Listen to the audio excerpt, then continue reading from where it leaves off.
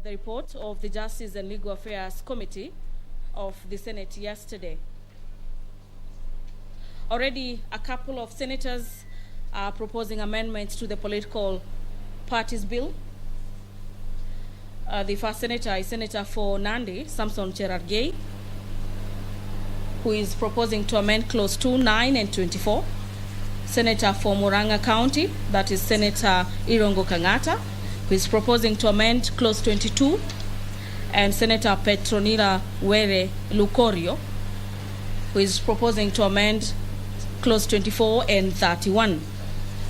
You'll also remember that Speaker Ken Lusaka had ordered the House yesterday that any senator seeking to have amendments to the political parties bill furnishes the office of the clerk with the intended amendments by 2:30 today. And so we'll be seeking to understand what senators will be seeking to amend that particular bill. And the business of the House is any moment from now set to commence. The mace is in the chamber and the Speaker has just stepped into the chamber.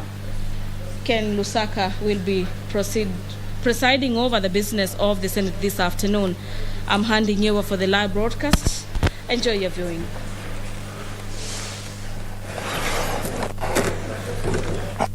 And let us pray. Almighty God, we beseech you to behold with your abundant favor and blessings as your servants whom you have been pleased to call to leadership positions in this republic. We seek guidance to treat and consider all matters that shall come under our deliberation in so just and faithful a manner as to advance the peace, prosperity, and welfare of our country and of those whose interests you have committed to our church. Amen.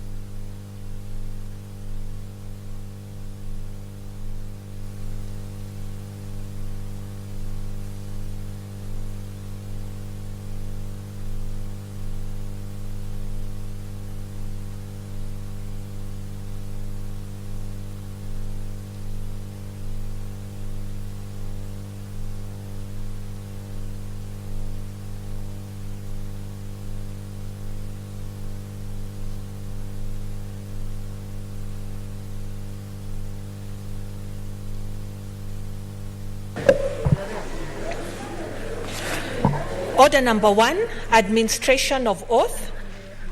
Order number 2, communication from the chair. Order number 3, messages. Order number 4, petitions. Order number 5, papers. Order number 6, notices of motion. Order number 7, statements. Order number 8, the Political Parties Amendment Bill, National Assembly Bills number 56 of 2021, second reading. Leader of Majority.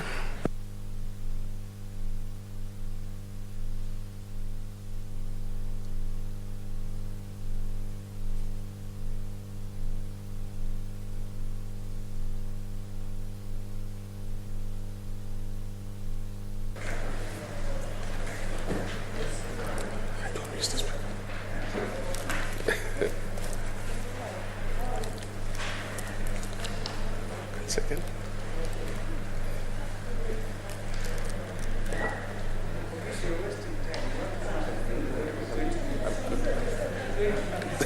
Correct. All right. Mr. Speaker, sir, I beg to move that the Political Parties Amendment Bill, National Assembly Bills number 56 of 2021, be now read a second time. Mr. Speaker, let me just say that the bill was published on the 26th of November 2021, amended and passed by the National Assembly on the 5th of January 2022. This bill principally seeks to amend the Political Parties Act, and herein referred to as the Principal Act. The bill, however, having been referred to the Senate, I believe it is now the moment to safeguard the interests of county governments as far as the formation and administration of political parties and identification of candidates to contest in elective posts is concerned. So, Speaker, the importance of political parties for democracy cannot be overstated. A healthy, resilient democracy is based on inclusiveness, which political parties and representative institutions are in a key position to safeguard. Without political parties, Speaker, electors would have to individually evaluate every candidate in every election. Political parties enable electors to make judgments about just a few groups and then apply their judgment of the party to all the candidates affiliated with that group. It is in this sense that this bill seeks to propose amendments aimed at strengthening party autonomy, encouraging individual and citizen participation in political parties, and requiring registration of members and maintenance of members' lists, and that parties be formed on certain common political ideals. In our Constitution 2010, Mr. Speaker, a political party is defined as an association contemplated in Part 3 of Chapter 7. Part 3 of Chapter 7 contains Article 9 and 91 and 92, which outline the basic requirements for political parties and legislation on political parties by Parliament respectively. The Speaker, the Section 2 of the Political Parties Act, number 11 of 2011, a political party is defined as having the meaning assigned to it in Article 260 of the Constitution. From the cited provisions, we note that the term political parties is not clearly defined. The bill defines political parties as an association of citizens with common ideals that are pursuing a certain agenda. Specifically, Mr. Speaker, the bill proposes the following amendments, and I'll go through them quite fast, Speaker. Clause 2 of the bill deletes the definition of the term party primary, gives a new definition of the term political party, and inserts a number of new definitions to terms that have been introduced as a result of the bill. Clause 3 of the bill states that a Kenyan citizen may, subject to provisions of the Political Parties Act, join a political party upon payment of a party member fees and complying with any requirements prescribed by a party. This is a new provision that is not contained in that act, in the Principal Act. The Speaker, Clause 4 of the bill inserts new provisions to the Principal Act by A, inserting the roles and functions of political party, which include promoting and enhancing national unity and recruiting and enlisting members. B, making provision for an application to the registrar for the reservation of a name, symbol, and slogan for a proposed political party. The registrar shall reserve the name, symbol, and slogan for 90 days if they haven't been registered by another party or reserved. Notification of availability to the applicant shall be made within 14 days of the application. Clause 5 of the bill amends Section 5 of the Principal Act, A, to include a provision that an application for provisional registration of a party may be made after the registrar notifies the applicant of the availability of a name, symbol, and slogan. Provisional B, provisional registration of a political party, which has not applied for full registration, shall lapse at the expiry of 275 days from the date of issue of the certificate of provisional registration. This amendment increases the number of days to 180. From 180. The current one is 180 days. Clause 6 of the bill amends Section 6 of the Principal Act to make it mandatory for a party to submit a statement of ideology, statement setting out the doctrine, ethical ideals and principles of the party, while applying for the provisional registration. Further, the application shall include a request to register the party slogan. Clause 7 makes it mandatory for a provisionally registered party to submit the address of the official website of the party in order to qualify to be fully registered. A coalition of political party, coalition registered by a registrar as a political party, is exempted from the provisions on the provisional registration. Upon the deposit of a coalition agreement, the registrar shall issue the coalition political party with a certificate of full registration. Clause 8 forbids registration of a party if the slogan is obscene or offensive or similar to the slogan of another party. Clause 9 amends Section 10 of the Principal Act so as to allow political parties to form coalition parties before or after an election. Currently, Mr. Speaker, coalitions can be formed, that's all. But now it is very clear, Mr. Speaker, that coalitions can be formed before or after. The amendment further provides that coalition parties shall submit coalition agreements at least 120 days before a general election. Currently, for coalitions, a coalition agreement entered into before an election shall be deposited with the registrar at least 3 months before the election, while one entered after an election shall be deposited with the registrar within 21 days of the signing of that coalition agreement. Clause 10 of the bill deletes a few paragraphs of Section 14 of the Principal Act where a member of a political party would be deemed to have resigned from a political party and moves the provision to a new section. The Speaker, Clause 11 of the bill incorporates the provisions deleted under Clause 10 and further provides a procedure that a political party should follow before deeming a member to have resigned. The procedure includes notifying the member that he or she has been deemed to have resigned, affording the member a fair hearing. This clause shall also make provision for the party to expel a member after affording the member a fair hearing. Clause 12 of the bill obligates the registrar to publish in the political party's official website a declaration of the party's assets. This is in addition to the current position where the registrar publishes in the Gazette and the newspaper.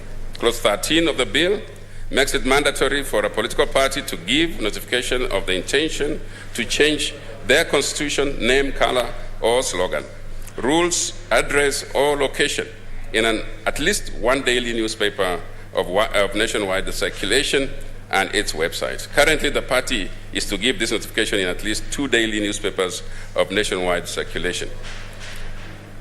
The clause further provides that an objection to the proposed change shall be dealt with in accordance with the party constitution, and that once the registrar is satisfied that the party has complied with the set provisions, notify the party once the change is made to their constitution.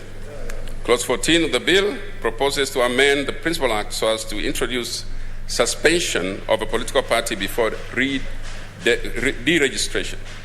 The political party, the registrar notifies the party of its contravention so that the party can remedy within a period not exceeding 3 months.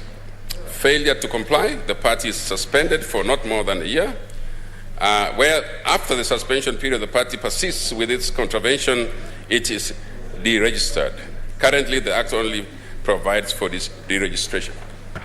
Clause 15 of the bill deletes the provision of the Principal Act that stated that a member of Parliament or County Assembly would cease being one if the registration of a political party was caused by a willful action, omission, or such a member. Speaker, the amendments as we provide for them and each clause are in the Act, and the National Assembly bill is with the members. The members have read the report of the committee that should assist us in debating this bill. And I hope, Mr. Speaker, that knowing the importance of this bill, that we can move quickly to process this bill. Speaker, as I conclude, the bill does not limit fundamental rights and freedoms as espoused in Chapter 4 of our Constitution. In strengthening fundamental rights, the bill seeks to make provisions for the use of technology by the registrar of political parties on the management of political party records. These honorable members will safeguard and enhance an electronic electoral system.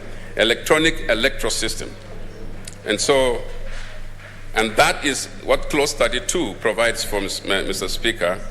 It proposes to amend the Election Act to mandate the registrar to certify nomination rules and membership lists of the parties, and you require, therefore, to go electronic. Mr. Speaker, I take this opportunity to welcome honorable members back from their festive season and further invite each senator to give their wisdom as we astutely and judiciously consider the amendments in this bill. Mr. Speaker, with these few remarks, I then beg to move and ask Senator Rengo to second. Thank you, Mr. Speaker.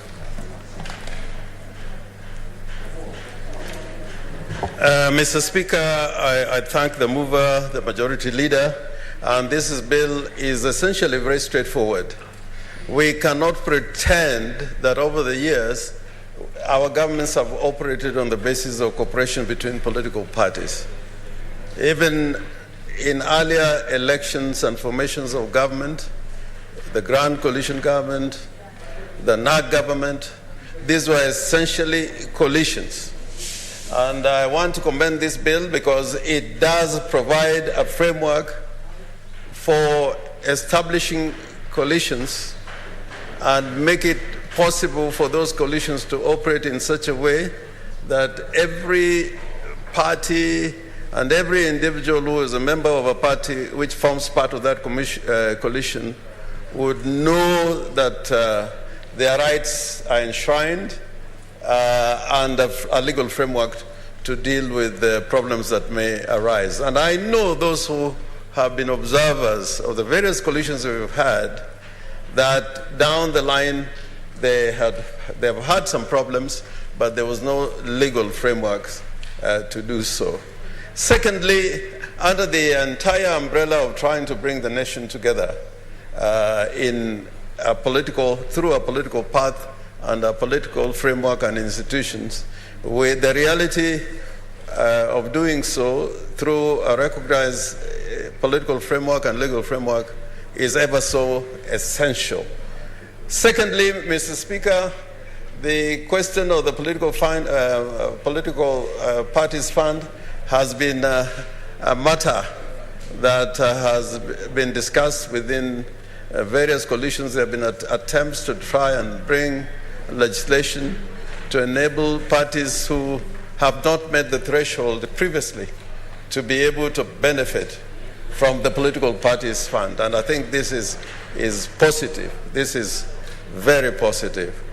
Thirdly, Mr. Speaker, in this bill, there's a definition of what a political party is required to do in terms of making its policies clearly. If you look at the regulations and the schedule of the Political Parties Act at the moment, each party is required to state clearly their objectives. But I think the fact that now they are required to state the ideology and world view and vision and the likes, we may be entering a new period when political parties can be known not by what they do only, but what they aspire to do, so that the political party system is strengthened within our country. Lastly, Mr. Speaker, I want to disabuse anyone, because I know there have been concerns expressed. This political parties bill has not in any way abrogated the Constitution in terms of political rights under Article 38 of the Constitution. They have not limited any rights under the Constitution, particularly the freedom of association and assembly. Those rights are intact, and the Constitution is very clear on the supremacy of the Constitution as against any statute or any regulation made under any statute. What is also intact, that the right of any individual, particularly as provided in the Bill of Rights, when threatened, not even when violated, you have a remedy through the Constitution, Article 22 and 23 of the Constitution. You can invoke the powers of the High Court. So anybody that was harboring any fears about the constitutionality of this bill I think it'll meet the constitutional master, and I know that anything that may be brought up against this bill is not for its provisions, but for the political objectives that one may probably have. But I understand this. There are those people, whenever a new idea comes, they are always opposed to it. Like when we were bringing a constitutional framework for increasing money going to the counties, some people are opposed to it. But now I can hear them saying, no, now we want it. There were ideas when this constitution was being brought into place. They say this constitution is bad. 20%, 30% of it was not good. They wake up 15 years later and they find out it is good.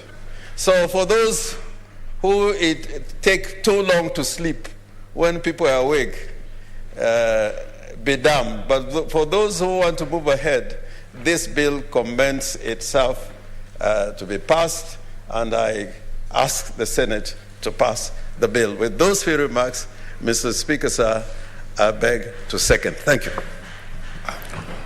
Honorable Senators, I now propose the question that the Political Parties Amendment Bill, National Assembly Bill number 56 of 2021, be read a second time. Senator George Haneri.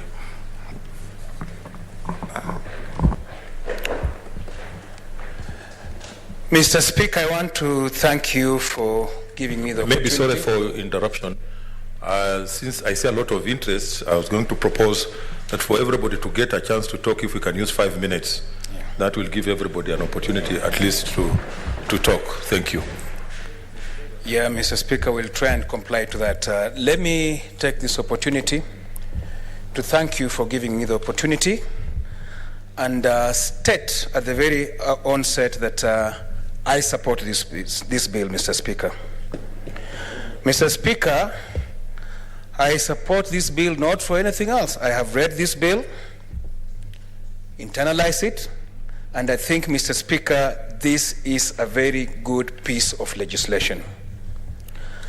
As a House, the House of Senate, we must always endeavor to enact, or rather pass laws that add value, that improve service delivery to the people of this country, that better their lives of Kenyans, and improve on governance. Mr. Speaker, having gone through this bill a number of times,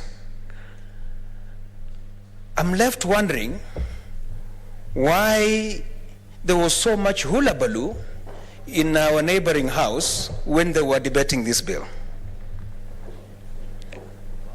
I have a lot of confidence in this house. I know that we are going to have a very mature debate and agree on the way forward. Not that I'm casting aspersion on our neighbors, but Mr. Speaker, I sat in that chamber for 4 consecutive terms. Mr. Speaker, I never experienced what we saw in December when they were considering this bill. I never experienced that. The nearest that came to that was, I think, the late Honorable Otieno Kajwang and the late Mwenje fighting on the corridors, not in the chamber, in the corridors. Maybe the other incident I'll remember is Mheshimiwa Ojwang Kombudo removing his shoes and banging the dispatch box there. But I never, for the period I was there, I never experienced fist fights and people biting other people's noses and ears.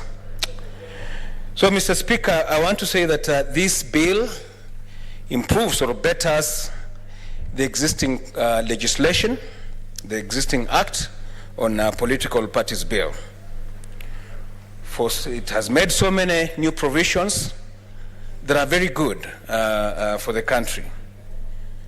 Just to give 1 or 2 examples, in the current act, the role of political parties is not specified. The act just establishes political parties, but it does not go further to say what is the role of a political party. Mr. Speaker, this bill provides explicitly what is the role of a political party. Maybe just to go through the functions, the roles and functions of a political party have been provided for in this bill, and it includes to promote representation in parliament and county assemblies of women, persons with disabilities, youth, ethnic and minorities, and marginalized communities. It also provides that a party may sensitize the public on the functioning of the political and electoral system, among other roles that have been stated here very clearly. So it is absolutely important that when you are forming a political party, you know why you are forming a political party. For now, we just use them as vehicles for election. But this bill now gives proper roles and functions of a political party. Mr. Speaker, this bill also goes further to streamline the whole process of registering a political party, having in mind that this is an information technology era. When the previous act was passed, Mr. Speaker, we were in a different era where things like website were not in existence, but this bill now says that a political party shall include the address of the official website of the political party and file that with the registrar when they are registering. Mr. Speaker, this bill also gives clear guidelines on formation of coalitions. It gives clear guidelines on distribution of political parties' fund. And I think the threshold has been reduced. Earlier on, Mr. Speaker, you had to get 20 members of parliament, 20 members of parliament to be able to qualify to get a share of the political party's fund. But this has been reduced to one. If you have one member of parliament, you have one senator, this has been reduced from 3, one governor reduced from 3, and one MCA reduced from 40. Then you qualify to benefit from the political party's fund. Mr. Speaker, this is progressive. We must support this bill. I see my time is up. We must support this bill. I support it the way it is. I know there are friends and colleagues who are proposing amendments. We are ready to look at the amendments. If they make sense, Mr. Speaker, yes, we'll consider them. But as it is for me, I support the bill as it is, and I think it will go a long way in streamlining the management of political parties in this country. I support, Mr. Speaker. Thank you. Senator Halaka Abshiro. Mr. Speaker, I thank you very much. I rise to support this bill. Mr. Speaker, the Political Parties Amendment Bill, National Assembly Bill number 56, is a welcome and very timely piece of legislation. And like my colleagues have said, it is timely that we have this, and I will, given the little time there is, I'll limit myself to 3 things, Mr. Speaker. As you know, I'm the chairperson for the Center for Multi-Party Democracy, and as such, I'm going to go straight to the regulations of coalitions, reviewing of formula for sharing funds, and the strengthening of office of the Registrar of Political Parties. Mr. Speaker, looking at this bill, and the part that pertains to regulations of coalitions, I am very impressed and note that the proposal to make provisions for the registration of political coalition and for issuance of full registration certificates to political parties that deposit coalition agreements with the registrar is a very welcome and timely piece of provision that the political parties have been lacking in this country for a very long time. Whereas there are many ways of ensuring that coalition contributes meaningfully to multi-party democracy, an effective regulatory framework would go a long way in improving the performance and utility of political parties, and therefore currently coalition arrangements have several shortcomings. We are very happy for instance, as political parties, with the specific legislation for coalition building, which is very timely, progressive intervention in this bill. This is needed to regulate the formation and management of coalition governments, to protect individual party ideologies and platforms, and to ensure that voters are still able to make choices amongst the competing parties and formations to stabilize coalition governments and to strengthen parties, Mr. Speaker. Mr. Speaker, with regards to funding of political parties, I strongly and very much welcome the proposal to redistribute political parties' funds as provided for in the bill, addressing both individual parties and coalition arrangements, Mr. Speaker. Again, as the chairperson, let's consult the in Center for terms. Multi-Party Democracy, a democratic system is best served when established parties last longer than an electoral cycle. Mr. Speaker, we've seen most of our political parties exist just as a political vehicle for elections, and this bill is going to ensure that the sustainability in our political party systems beyond an election cycle.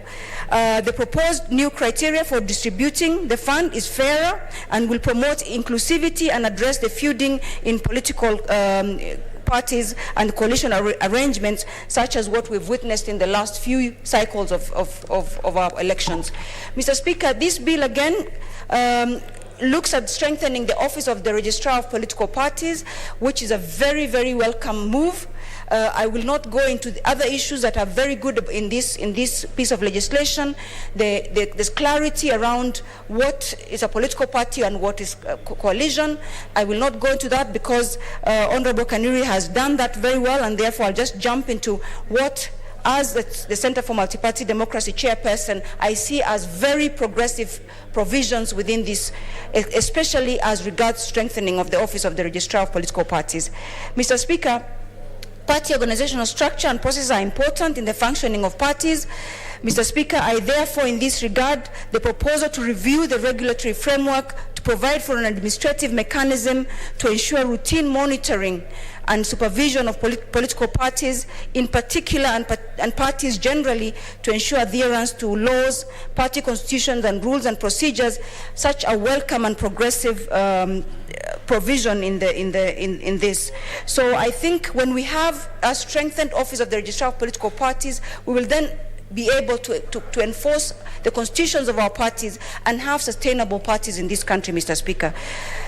Hence, the proposal again, in this bill, we've seen that the bill proposes to strengthen the role of the Registrar of Political Parties, very reasonable, in order to give the office more teeth and enable administrative capacity of the office to enable to rein in Kenyan parties. Mr. Speaker, we have almost 100 parties now.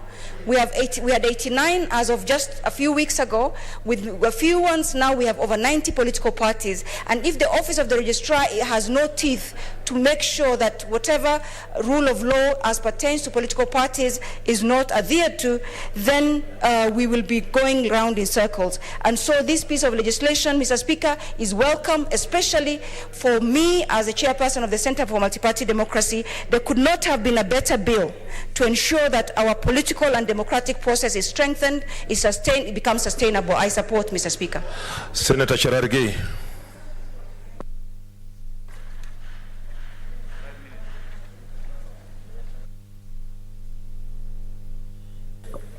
Mr. Speaker, thank you for this opportunity to contribute of this. From the onset, I want to say that I've looked at the committee report. I think during my time as the chair, JLAC, I never produced a contradicting report as such.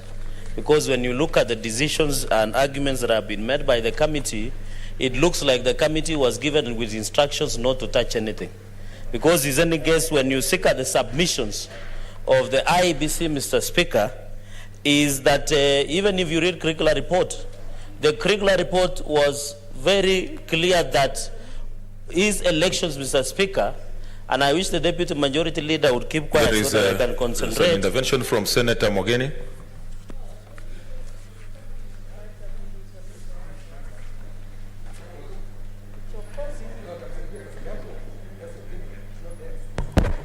Yes, Mr. Speaker, I have a tremendous respect for my junior, Senator Cherargei, and he did a very good work as a chair of Justice, Legal Affairs and Human Rights. But Mr. Speaker is making some remarks on the floor without substantiating. He is saying, Mr. Speaker, that I was instructed to write this report in the manner it has been presented. And Mr. Speaker, that is far from it. Mr. Speaker, the report that I've presented is a result of a very heavy workload on the committee, having had presentations from the public and given due consideration to all the views that were presented to the committee and analyzed the Constitution. So is he in order, Mr. Speaker, to make that wild allegations that I was given instructions to write this report the way it is without substantiating? There's another intervention from Senator Pareno.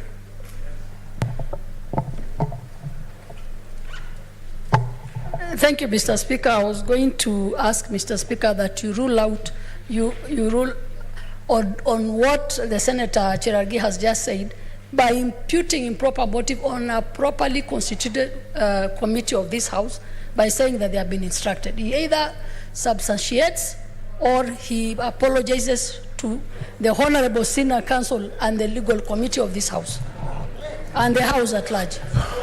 Yeah, I see other interventions. I don't know whether they're still on the same. Senator Nderitu, before I make a ruling. Mr. Speaker, I listened to Senator Cherargei, and he said the report is contradicting. And he's the one who was reading that report. It's up to him to say whether he's being contradicted by the report or not. So it is up to, I don't think there's anything out of order. He's the one who's reading the report, Mr. Speaker. So he's the person who is, he's the one who was reading. It is not the chairman, he's the one who was reading the report.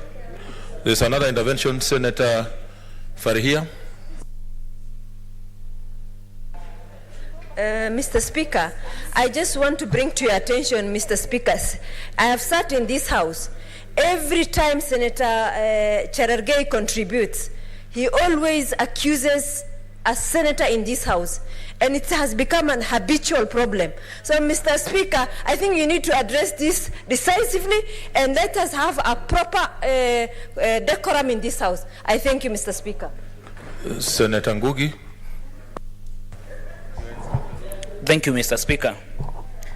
Mr. Speaker, I think you need to rule on this matter because I'm a member of this committee that generated this report, and everything that we did, Honorable Speaker, we did in accordance with the rules and laws of this House. Mr. Speaker, we spent a lot of time and even having public participation. We received memoranda from around 25 groups. We retweeted to consider each and every matter that was raised. And therefore, for the Honorable Member of Nandi to say that we were directed to write our report in a certain way is out of order. Okay, Senator Ochila Yako. Thank you, Mr. Speaker. Mr. Speaker, you heard what Senator Haniri said about his experience in the House. I also want to add that. Now, is Senator Cherargei in order to start things that might lead to the behavior the National Assembly had last time? Mr. Speaker, if that is the path of debate he is taking, attacking members and accusing them of bad behavior, this House is made up of human beings who can go mad. So, Mr. Speaker, would I be in order to ask you to be firm with Senator Cherargei so that we do not degenerate into chaos? Senator Mazayo Stewart.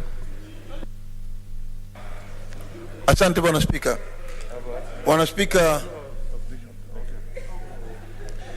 Bwana Spika, nimekuwa hapa nikimsikiza ndugu yangu Cherargei, lakini nafikiria heshima si utumwa, kwa sababu yule ambaye anamwambia namna hiyo ni kiongozi alikuwa anaongoza hili jopo la sheria na walifanya kazi yao kisawasawa.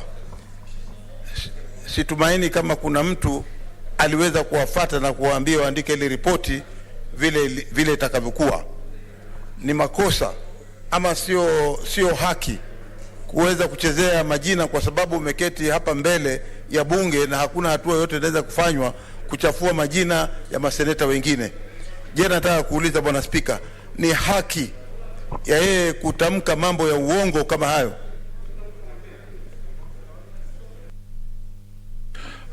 Honorable Senators, I think I want to give a direction. Senator Cherargei, you can read the mood of the House. And please, let's not concentrate on things that are going to divert us from discussing the main issue that why we are here. Just take care of what you are saying, because these are colleagues, and when you cast aspersions on a senior counsel like Senator Omogeni, senior counsel James Orengo, who are in that committee, I think I leave it to your conscience. Please don't go that direction.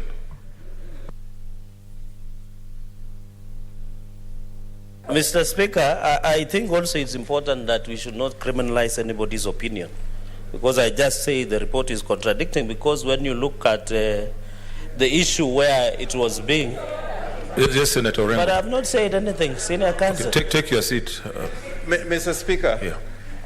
When there is a violation of the standing orders and the honorable member is imputing improper motive, and you cannot impute improper motive until you have a substantial motion. And Mr. Speaker, it's so bad. Senator Omogeni, senior counsel, he brought a report here on BBI that is being commended universally. If you read this report properly and you went to the right law school, you will find that this report. Mr. Speaker, the member was chair. He was chairman of the legal committee during his tenure. No such report ever came to this House. It was mundane. It was a report that it cannot be even taken into account in Assembly. But since he has imputed improper motive, he has either apologized and withdraw, or Mr. Speaker, you tell him to stop from speaking. Okay. Okay, Senator Cherargei, take your seat. Take your seat. I want to invoke Standing Order number 96-4, which says no senator shall impute improper motive to any other senator or to the member of the National Assembly except on specific substantive motion of which at least 3 days notice has been given, calling in question the conduct of that senator or member of the Assembly. And 97 says a senator who has used exceptionable words and declines to explain or retract the words or to offer apologies for the use of the words to the satisfaction of the Speaker shall be deemed to be disorderly and shall be dealt with in accordance with the rules pertaining to the disorderly conduct. Therefore, given what I had, I want you to withdraw and apologize to the Senate.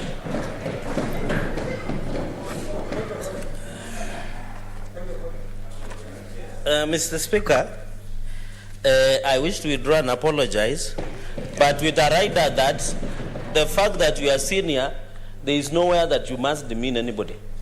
Respect is a two-way traffic. Even if I am young, you must respect me. Yes. So, Mr. Speaker, what I was saying, this report is contradicting, because when you look at clause 28 of the bill, it says that appeals can end at the Court of Appeal, but the committee finds it's not wrong to say, as the Constitution provides, the appeal can end at the Supreme Court, Mr. Speaker. We are aware, Mr. Speaker, that the main aim of this law, Mr. Speaker, is for some few individuals within that they want to process their own things, like what they are trying to do with some formation called Kuzimia, Mr. Speaker. So, Mr. Speaker, when you look even the power that registrar of political parties have been given, Mr. Speaker, is these powers are unnecessary, because when you look even at party rules and regulations, Mr. Speaker, that were provided by the IEBC in 2017 is still in force. Why are you bringing registrar of political parties, Mr. Speaker, to come and micromanage even party primaries? And Mr. Speaker, if these people allow, because I can see they have been instructed, and instructions are not bad, Mr. Speaker. Senator even Cherargei. Wananchi can instruct. Order, Senator Cherargei. Order. Live to the expectations of this House. Senator Cherargei, I'm warning you, please. Instructions are not bad, even as we receive instructions from citizens. So I should not use the word instructions. When you say they have been instructed, by who? By Wananchi. Mr. Speaker, Mr. Speaker, and I want to say on the floor of this House, if we don't take care and allow registrar of political parties to micromanage by producing party list, most of the people here will become the victims of party primaries if they allow that route to go, Mr. Speaker. Mr. Speaker, we are aware that this thing, even when you look at the coalition and political parties, Mr. Speaker, that has been given, when you look at the issue of political parties fund, and I heard my brother talking about it, they are the culprits, Mr. Speaker. They are the ones that in NASA, they ensure that they frustrated other political parties by ensuring that they do not get their funds, Mr. Speaker. So there is no way that you can give even the audit of political parties, because the Auditor General, Mr. Speaker, or Attorney Auditor General in terms of auditing does not nullify. Therefore, why are you bringing duplicity to the law, Mr. Speaker? Mr. Speaker, the fourth point that I want to make is on the definition of political parties. Mr. Speaker, it is sad. And this weekend I was in neighboring place called Kibukat next to Kisumu County, Mr. Speaker.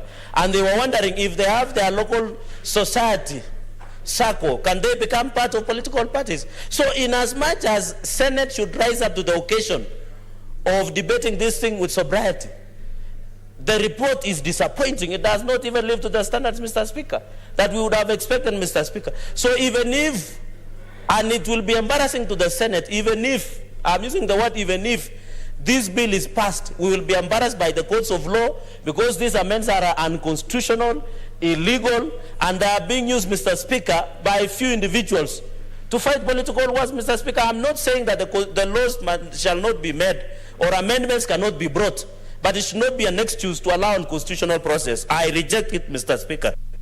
Senator Wambua.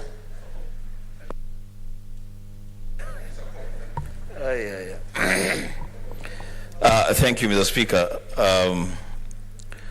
Mr. Speaker, I'm very encouraged by the direction you have given Senator Cherargei that in debating this bill, we must live to the expectations of this House. Kenyans out there expect a sober, candid debate on this matter, and that's what I stand to do, Mr. Speaker. Mr. Speaker, I must say from the onset that I support this bill, but with amendments. Mr. Speaker, I am very encouraged by the provisions of this bill, especially on the issue of political parties funding. Mr. Speaker, this country knows that my party wiper has been a victim of betrayal by a coalition partner who has been unwilling to share political parties' funds. Now, with the passing of this bill, if it will pass, the distribution of funds to political parties will not be left to the decision of leaders of political parties. It's in the law, and funds will be shared in accordance with the provisions of the law. The Speaker, this bill is also progressive in terms of defining pre- and post-election coalitions, including going to the extent of coming up with a coalition political party. Mr. Speaker, having said that about this bill, there are provisions in this bill, Mr. Speaker, that I find offensive to democracy and a contradiction with the Constitution. Mr. Speaker, Article 229 of the Constitution, which is the supreme law, gives the office of the Auditor General the powers to audit political parties. And it is explicit 229(4)(f), it's explicit that the Auditor General shall audit the accounts of political parties that receive public funds. Speaker, this bill, Section 21, proposes to exempt political parties from being audited by the Auditor General. Speaker, that's a direct contradiction with the Constitution, and a way must be found to cure that mischief. Mr. Speaker, the other issue that I have with this bill is on the issue of the role of the registrar of political parties in party primaries. Mr. Speaker, there is a problem with that. Because what we are trying to do is, we are giving too much powers and too many responsibilities to the office of the registrar of political parties to even try to, I will not say it micromanage, but to get involved in the primaries of political parties. And then the question would be, in the event of a dispute within the political parties, and after they have even exhausted their internal mechanisms of dispute resolution, what will be their recourse if the registrar of political parties is a member or is part of the processes of party nominations? The Speaker, that issue also needs to be cured. Mr. Speaker, those will be my remarks on this bill, but I want to say something about the report, Mr. Speaker. This report, the team did a good job. For reasons best known and agreed among the committee members, they found no reason to propose an amendment. Mr. Speaker, I do not want, and I will be the last person to cast aspersions on any member in this House. But Mr. Speaker, it does not reflect very, very well on us as a House that when there are glaring contradictions between the proposed amendments and provisions of the Constitution, the committee did not find it necessary to cure that mischief at this stage. The Speaker, with those remarks, I support the amendments. Senator Sakaja.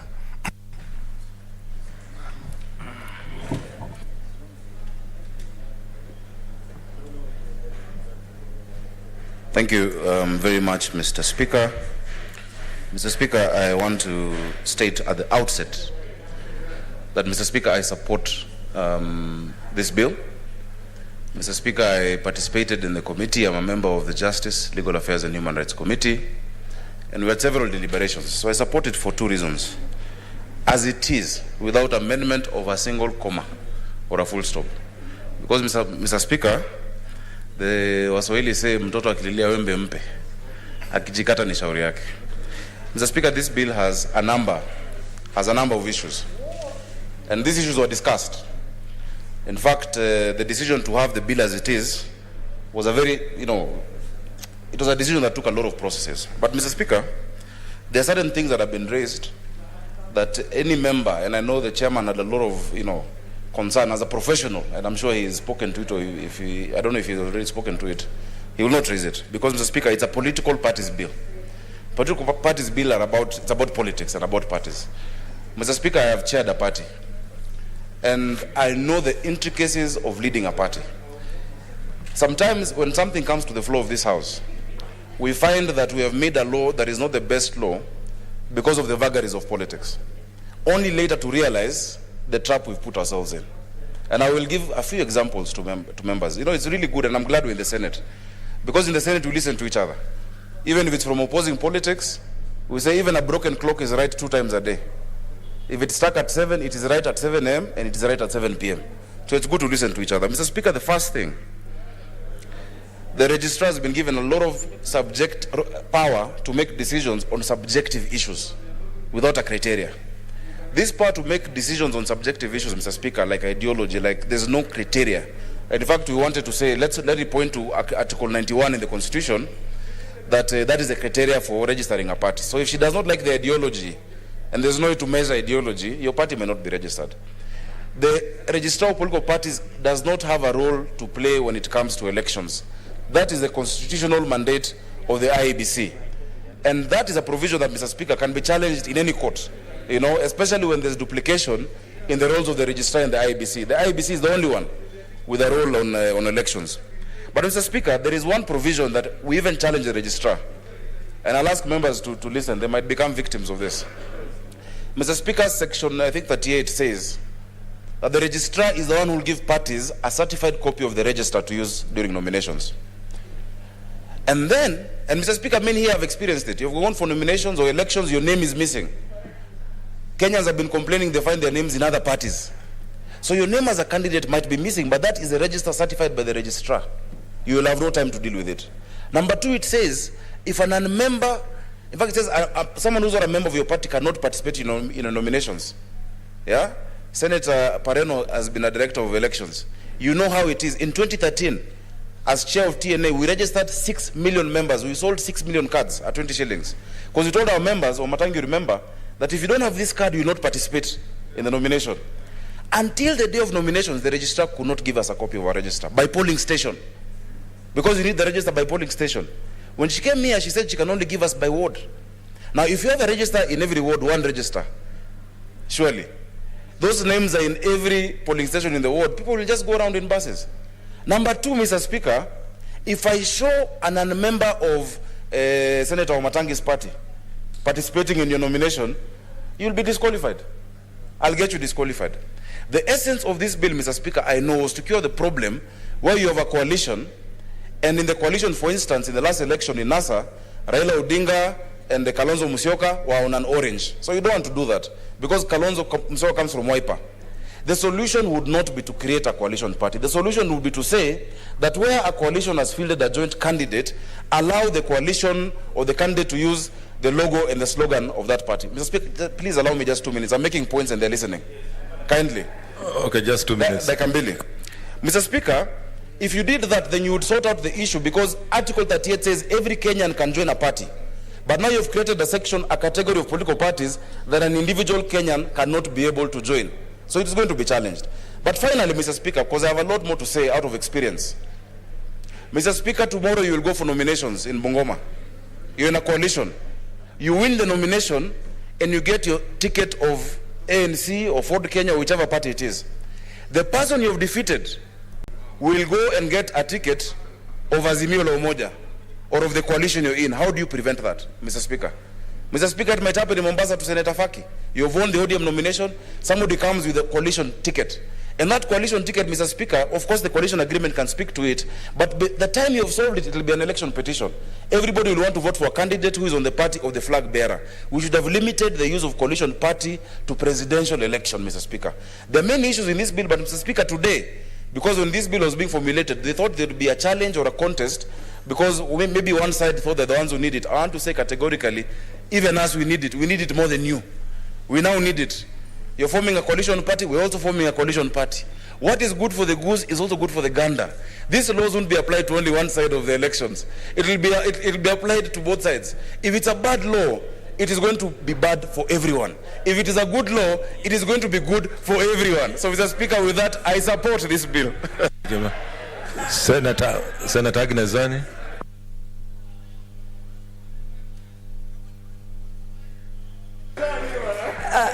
Thank you, Mr. Speaker. From the onset, I support this bill.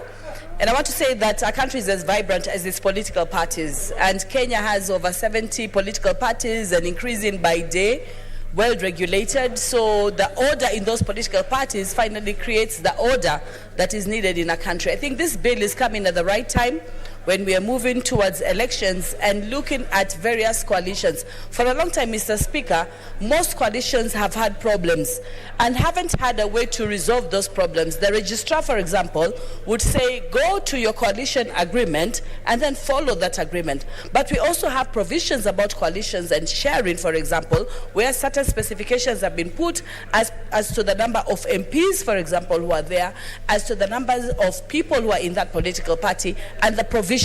So that has created a gap. And some of the issues you've seen within political parties are issues that can be resolved and have been resolved to a large extent, but probably they need to have this resolution in writing. Mr. Speaker, this bill addresses key issues as has been said, definition of political parties, timelines for provision and full registration of these political parties, how to resign and how to expel members from the parties, certification of political parties, etc. And all these are within the amendment bill. For example, at clause 2, the definition is very clear on various... Let's consult in law terms. On various identifications. Other senators, let's consult in law terms. For example, what is the political party, party nominations, and especially coalition political parties. At 14A, Mr. Speaker, key provisions are made for rules and functions of political parties, including some that haven't been very obvious over time. For example, 4G, where political and they must be able to articulate, the political parties must be able to articulate in public their policy, and that it provides this policy to members and it can be well identified. Clause 7, Mr. Speaker, coalition political parties will be given a certificate, and I think this will help to a large extent. In the previous regimes, we had coalition political parties only with an agreement but without a certificate, therefore lacking that identity.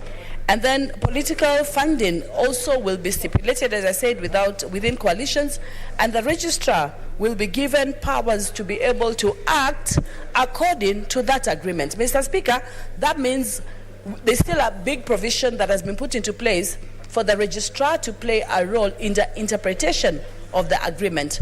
But more important, because most of the issues have been raised across financial issues, the registrar will be able to solve that, and stipulations have been made about the distribution for the various political parties. Probably, Mr. Speaker, one of the important things about the discussion for this particular law is the amendment of this law. Senator Mazaya, what's your point of order? Thank you, Mr. Speaker. Mr. Speaker, I want to call for the closure of the debate under 104. Can I call the mover to reply? And I want to ask my sister Pareno to support.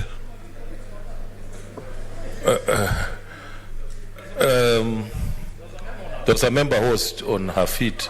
We'll let her finish, then I give you the intervention. Okay.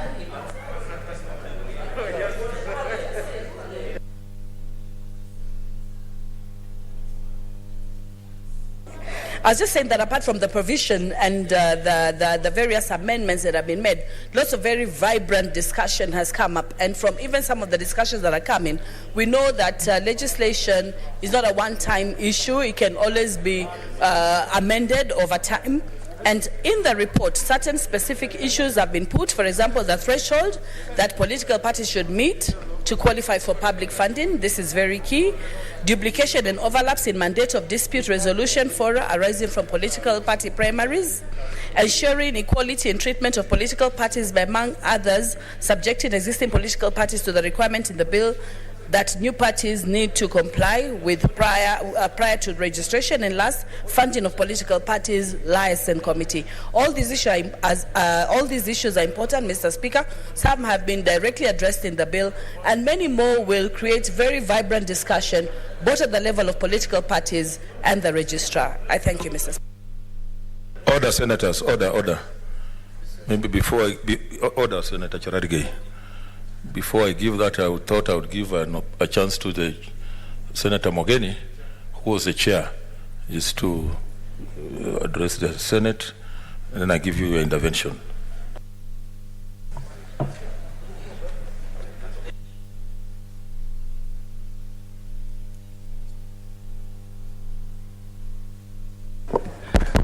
Thank you, Mr. Speaker, for also giving me a chance to make my contribution.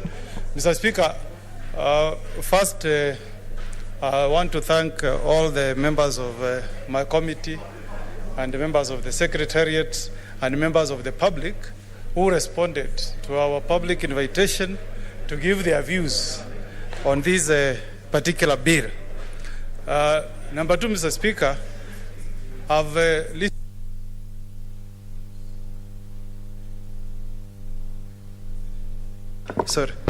by distinguished senators, and Mr. Speaker, that's how debate should be. My learned friend Senator Cherargei must not agree with the contents of our report, and I think he has all the freedom to provide an alternative view on the floor of the Senate. But what I want to assure the House, Mr. Speaker, that we have complied with the Constitution in the process of processing this bill. Mr. Speaker, we did comply with Article 118 in that we invited members of the public to appear before our committee and make their presentation. And Mr. Speaker, if you look at their next memorandum that we received from the public, out of 25 bodies and individuals that appeared before us, 21 of those public bodies, civil society, professional organizations, and individuals are in support of this bill. Mr. Speaker, that is on record, Mr. Speaker. It's on record, Mr. Speaker, and I would have wished my learned friend, Mr. Cherargei, a former member of this committee, to sit in and listen to the views that were expressed by members of the public. And Mr. Speaker, even the political parties that appeared before this committee are very happy that for once there is going to be good management and distribution of the political funds, Mr. Speaker. So largely, Mr. Speaker, from the civil society, from political parties, there is full support for this bill. And Mr. Speaker, some of the provisions are they are trying to answer an obligation that has been placed in this House. Mr. Speaker, under Article 87(1), Parliament has an obligation to pass legislations that can guide timely resolution of electoral disputes, Mr. Speaker. That's why, Mr. Speaker, this bill is trying to amend the Political Parties Act by increasing membership of the political parties' appeals tribunal, so that we have an expanded number of commissioners from the current 7 by adding another ad hoc 18, so that most of us will find ourselves having disputes emanating from nominations. You can have a timely resolution of such disputes before the political parties' disputes tribunal. Mr. Speaker, all the other issues are around issues touching on notice of political parties, Mr. Speaker. We have provided our reasoning in the report by saying that where the Constitution is very clear, a statute cannot, of course, limit powers that have been donated to a constitutional body. In terms of, Mr. Speaker, political rights, we have answered in our report that this bill can never take away the power of courts to protect fundamental rights of citizens. So even where one feels that this bill will infringe on the rights of that citizen, you have a right to go to court. Finally, Mr. Speaker, we have traveled in so many around the world looking at best practices from many jurisdictions, Mr. Speaker. This issue of funding for political parties, Mr. Speaker, we had a Ghana political party appeared before us, Mr. Speaker, and the chairman of a Ghana political party, in fact, made a very strong case that every political party that is registered in this country should qualify to get funding from the state. And Mr. Speaker, if you go through our report, we have given comparative analysis on what happens in countries like United States of America, in Germany, and other countries. So it's a report, Mr. Speaker, that does not confine itself to what is prevailing in Kenya, but even the best practices from other countries. Of course, Mr. Speaker, the impression I've formed is that my good friend, Senator Cherargei, did not go through the entire report, but if he takes time to read through the report and make an attempt to read how you interpret and apply the Constitution, you will be of a different view. Mr. Speaker, I support. Senator Mazayo. Thank you, Mr. Speaker. Mr. Speaker, the point I was raising on was that the mover be now called upon to reply. I now call, I want my sister Pareno to second me. The point has been raised.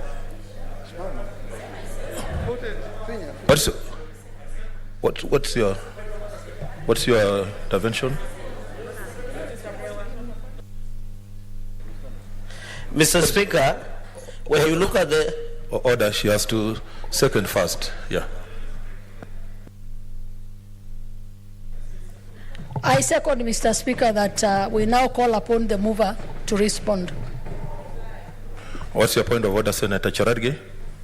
Mr. Speaker, when you look at the standing orders of the Senate, it talks about the leave of the Senate, means that that with the support of 2 senators, we can seek the leave so that I can see some of colleagues still want to contribute to this important bill, Mr. Speaker. We cannot rush. I agree that some people would want to rush this process, but in the interest of the country and in the interest of ensuring that the legislative process is respected, Mr. Speaker, it is not in so good faith to say that the mover be called to reply. I want, Mr. Speaker, that you rule them out of order and allow as many colleagues. Mr. Speaker, you gave us 5 minutes. You say the reason you gave us 5 minutes was to ensure that everybody has a chance. Let the majority have their way, but also minority have their say, Mr. Speaker. And it is important even for history, Mr. Speaker. Oh, okay, just a minute. Because I'm going to propose the question, you will then raise those issues after I propose the question. Let me propose the question. Okay, what is it, Senator Murko? The Speaker, whoever makes such a proposal is bringing shame to this country. Mr. Speaker, you made a clear communication to this House that we called for a special sitting because we considered political parties amendment bill a very serious motion in this House. Mr. Speaker, in your communication, you said this House is a sober House. Everybody will get 15 minutes. Everybody contributed, including the minority leader, who said, Mr. Speaker, the debate on this motion must be given due consideration. Mr. Speaker, if we were coming here to rush, first to limit time to 5 minutes, then, Mr. Speaker, to move ahead and cut short, Mr. Speaker, that debating time for this very important bill, Mr. Speaker. Mr. Speaker, then why did we call for a special sitting? Why did we have to call the House? Mr. Speaker, I know my colleagues are here are in the majority because maybe they will steal their way, they will pass this bill. Mr. Speaker, there are glaring and clear and constitutional provisions on this bill. We want to speak on these issues for the record. We want them when they win, Mr. Speaker, we will know we will meet them ahead, but we must be given a chance to, Mr. Speaker, put the things we have raised on record. But if we are coming here as a Senate, we say we are going to behave maturely. We have cut time to 5 minutes. We are going ahead to say we are now going to reply because we want to rush the process, Mr. Speaker. I tell you, Mr. Speaker, for purpose of history will record that we actually, Mr. Speaker, in a very shameful way, took the people of Kenya for a ride. And therefore, Mr. Speaker, since it was clear on your communication, Mr. Speaker, and the communication of the Speaker was made under pursuant to Standing Order number 1.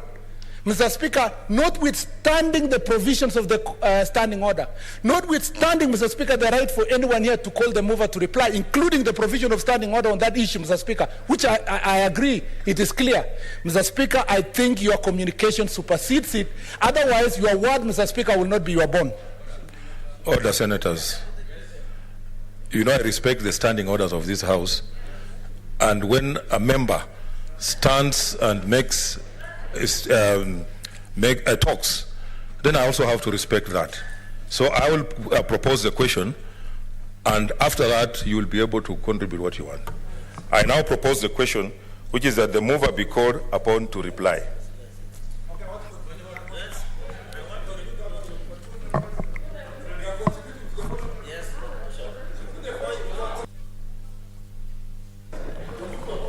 Okay, I now put the question. Order.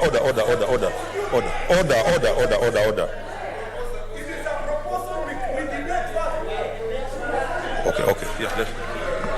Okay, order.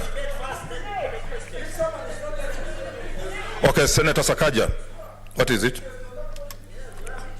Okay. Thank you, Mr. Speaker. You know, sometimes when something is not being prosecuted in a fair way. Okay, let me intervene a bit. Just a minute. There are many people who had already put the card, so I don't know who wants to speak at this point. Okay, so continue then. You will raise, okay. Senator. Thank you. Mr. Speaker, what I was saying earlier, and if you had my contribution at the earlier point, I said that sometimes when something is so politically charged, you refuse to listen to the sense of the other side. Democracy is such that the majority has their say, the minority, has their way, the minority has their say. This is a house of debate. Mr. Speaker, the word parliament comes from the root word to parley, balance. But if you're stifling it because you want to pass the bill, rest assured it will pass. I have stood and I've said I support it as it is. But we cannot reduce the Senate to a house where even such an important bill on political parties, you're going for nomination soon. You're going to vie on political parties. You don't want even to debate because of I don't know what reason. Mr. Speaker, we must not stifle debate in this house. The outcome will be a democratic outcome, Mr. Speaker. In fact, you will be shocked on which lines people are going to vote. Because as I said earlier on, Mr. Speaker, if it is a good bill, it's good for everyone. If it's a bad bill, it is a bad bill for everyone. Let us not reduce the Senate into such a house. So, Mr. Speaker, I would urge that every member who wants to contribute to this bill be allowed to contribute. And Mr. Speaker, I feel very sad. You noticed earlier, Mr. Speaker, when I was contributing, members were keenly listening. I had only 5 minutes. I wish I had more, because I would tell them the pitfalls of this process. Do you know, Mr. Speaker, when you go to nominations, you'll be alone. You won't be in this Senate. You'll be alone in your constituency or in your county, dealing with a party office in Nairobi. And you'll remember what you passed, Mr. Speaker. You'll remember what you passed in this house. So I would urge members sometimes, in as much as there is political pressure or whatever other motivation, be very wise. Be very wise in the decisions you make. Let us have every member who wants to contribute. You'll make your decisions. In fact, Mr. Speaker, some of the proposals we had made, even some of which I saw in the National Assembly, I promise you, if members had sat across a table, removing the mistrust, there would be amendments to improve this bill that people would agree on. But because it is said that it must be passed like that without amendments, the result will be for all of us to face, Mr. Speaker. So I urge Senator that the mover not to be called to reply. I oppose the motion for the mover to be called to reply. Let everybody contribute. Senator Mohamud.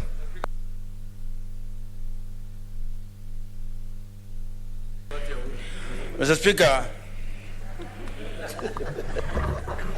we have been called here for a special sitting for 3 days, Tuesday, Wednesday, Thursday. In fact, the notice was very clear that today, yesterday, we sit at 2:30, and tomorrow we'll sit from 10 in the morning and in the afternoon also. The reason being that we have a special motion, a very important motion before us, before this country, which was actually debated in the National Assembly and brought to us. Now, it's unfortunate that we want to rush that, to the extent that, we want to gag members and to go to vote now. Mr. Speaker, sir, whereas the majority might have the way and win the vote when it's put, it's important that members of this House be allowed to ventilate and speak to this motion. The nation is watching. This House is a house of decorum. This House is a house of maturity.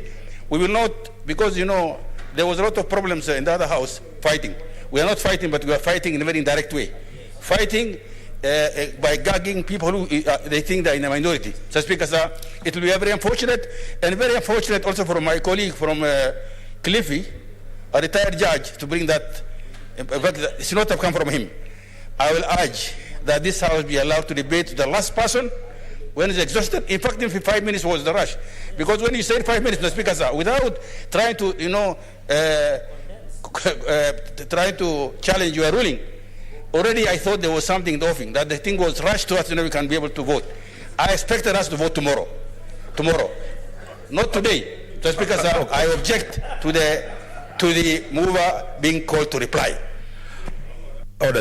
When I said 5 minutes, I said I wanted to give people an opportunity, as many people as possible, to talk. Wait, Senator Murkomen. Order, Senator Murkomen. Order, Senator Murkomen. Order, Senator Murkomen. I said, and I want to repeat, listen to what I said. I wanted to give an opportunity to everybody to say. But I'm also following the standing orders. When somebody proposes, I also have to listen to everybody. I have to be balanced. Senator Nderitu.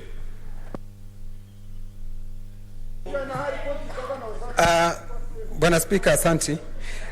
Ni jambo la kuvunja moyo sana ikiwa siku ya leo na sisi tulikuja hapa tumejihami kujadili mswada huu wa vyama, kwa sababu ni mswada ambao umezungumziwa katika bunge lile lingine kwa mapana na marefu, na sisi tulidhania kwa sababu jumba la Senate, na ulipokuwa ukituita ulituambia vizuri tutaongea kwa marefu na mapana, lakini nimestuka sana wakati ndugu yangu Seneta Mazayo ameamka na kusema ya kwamba angetaka tuwache kujadili mswada huu.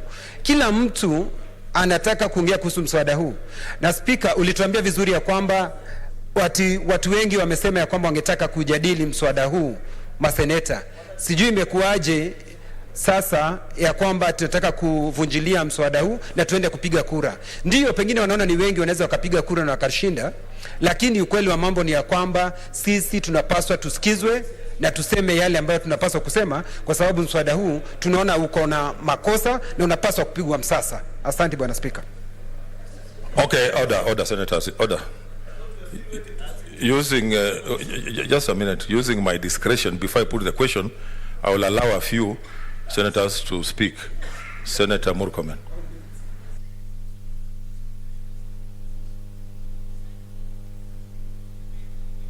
Bill. On the bill. You know everybody's talking. I can't hear what it is. Please, let's have some order. Okay, continue. We speak on the bill. You speak on the bill. Okay. Meaning, Mr. Speaker, thank you, Mr. Speaker, for using standing order number 1 to vary the motion on the time. Mr. Speaker, this bill is very critical and very important for us, particularly those. Okay, order. There is order. There's a bit of confusion. Order. Please, let's. Yeah, procedure. Something on procedure. Yes.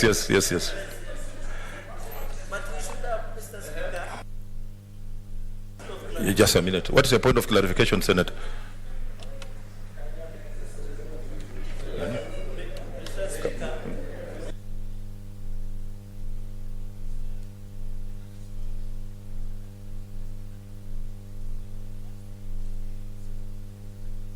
Mr. Speaker, I thought what Senator Stewart Mansaya raised was on a procedural motion. So, yeah.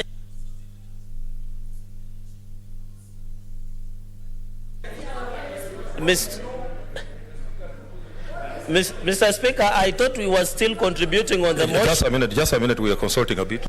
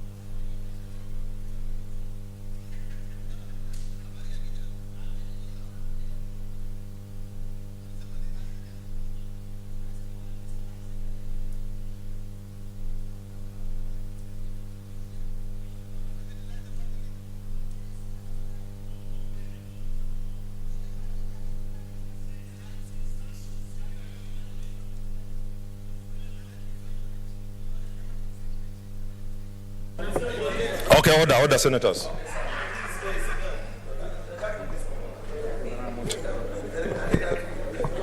Order, senators. So, after consultation, we will have to finish. I'll have to propose and put the question. Then after, order, Senator Cherargei. Relax. Then after that, I'll use standing order number 1 to allow for a bit of debate on the bill.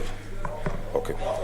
So I now put the question, which is that the mover be called upon to reply. As a matter of that opinion, say aye. Aye. As a matter of the conduct, you say nay. Nay. The ayes have it. So okay, order.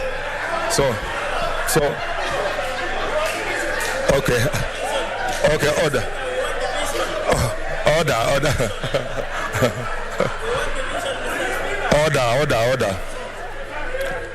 Order, senators. So I now want to allow a few senators to contribute. Then we move. 5 minutes. Senator Murkomen.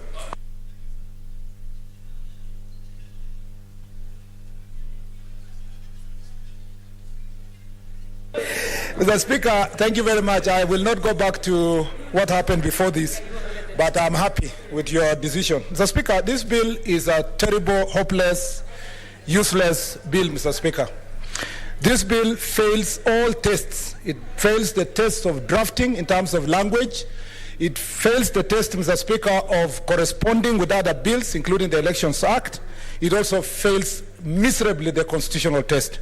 First, Mr. Speaker, I'd like to say that on the part that deals with removal of a member, or a member being deemed, Mr. Speaker, to have been expelled from a political, to have, Mr. Speaker, resigned from a political party or expelled from a political party, Mr. Speaker, that part is improperly drafted.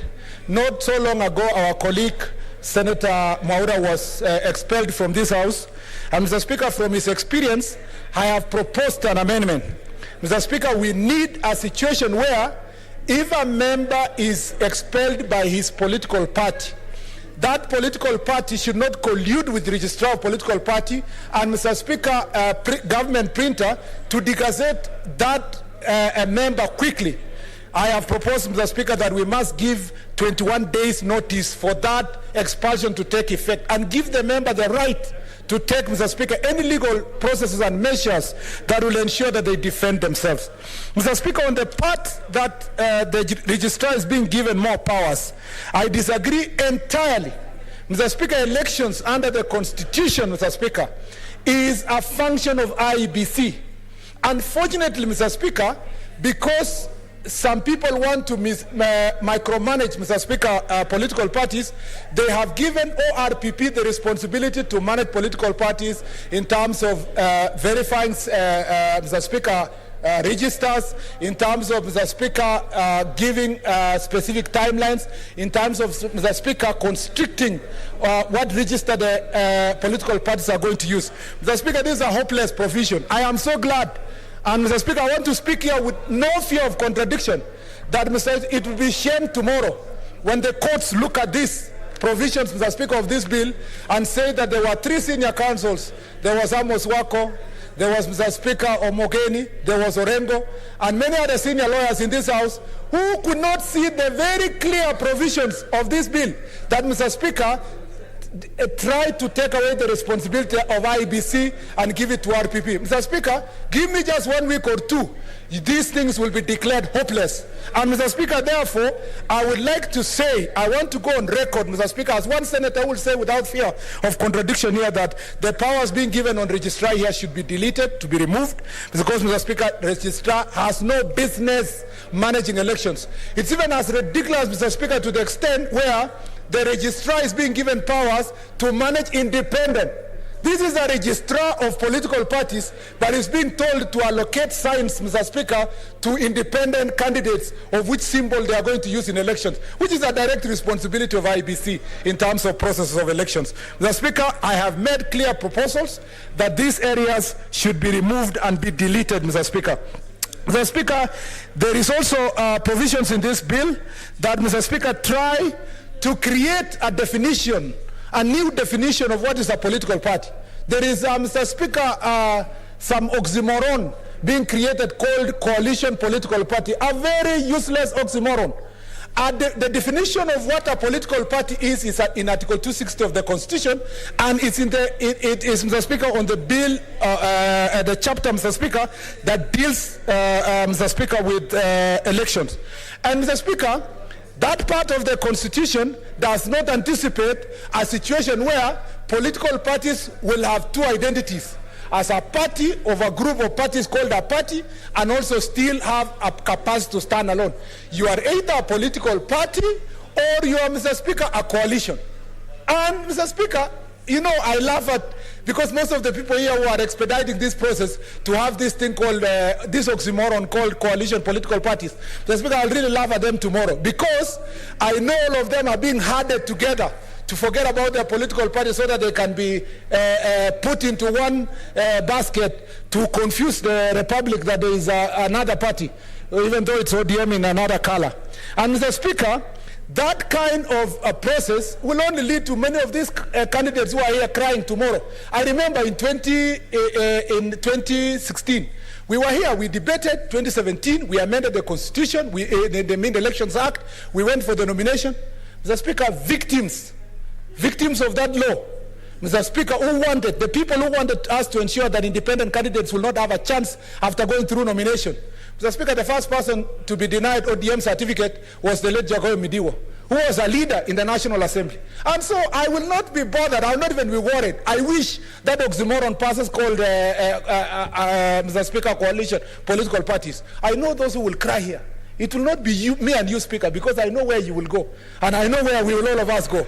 It will be those who are here hiding now and saying that we should not debate. You are out of order, Senator. Thank you, Mr. Speaker.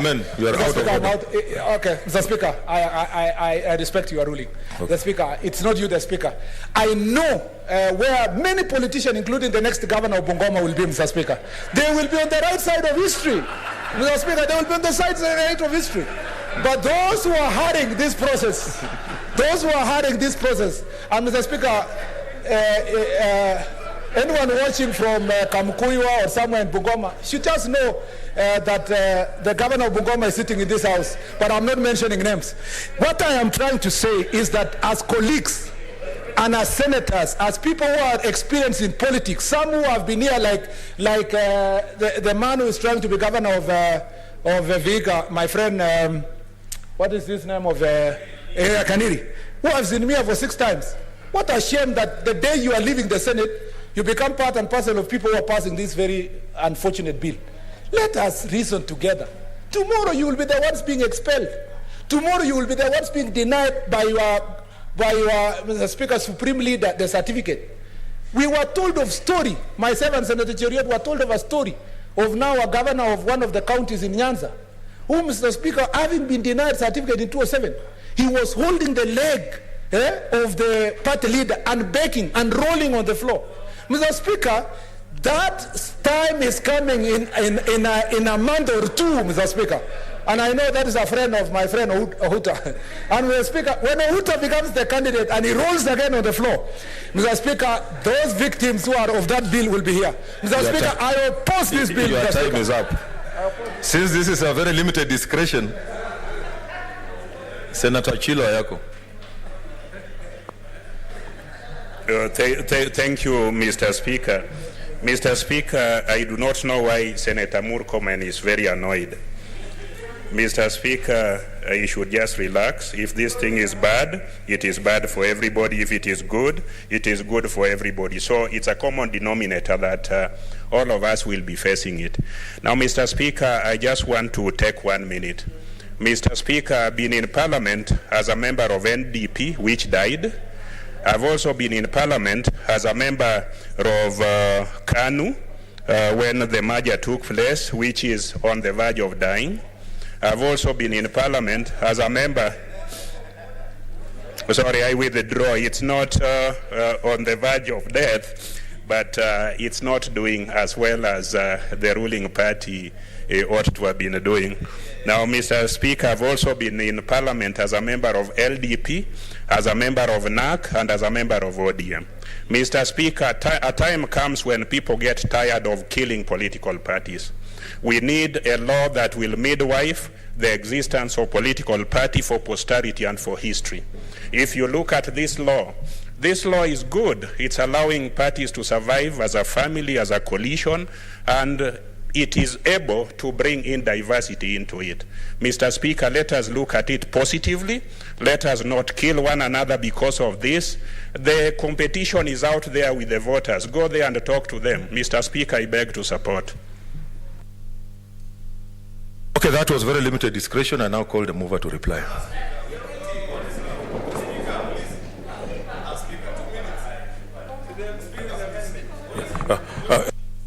We have amendments, and I think you will be able to contribute.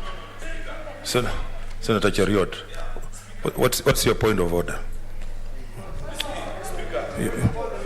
Much as, Mr. Speaker, even the discretion of the Speaker should be fair. And no, you see, Mr. Speaker, protect me because there are professional other things. Let me not mention. Very fair, Chariot. Senator Yes, Chariot. but I plead with you, just like you gave my colleagues, Senator Murkomen and Achilo Ayako, there are a few of us who had also requested to say something within 3 minutes. In fact, we won't say much about this bill, Mr. Speaker, because this is a rope that is going to hang political careers. So we want to peacefully hand it over to our colleagues. Allow us, Mr. Speaker, please. Senator Chariot, you will speak at the amendment stage. Please, I've already called the reply.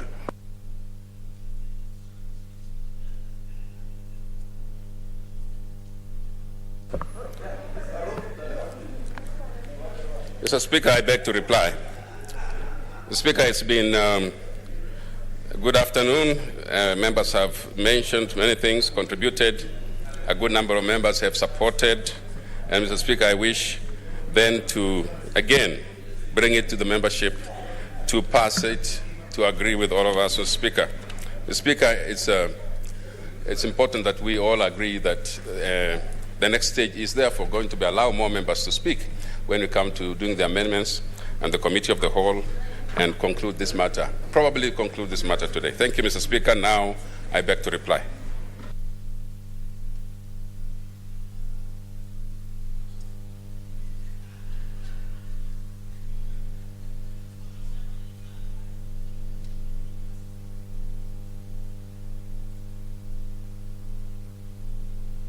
Okay.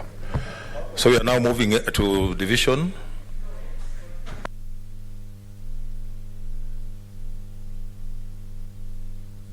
Okay. I now put the question which is that the bill be read a second time. So the bell be rung for 5 minutes.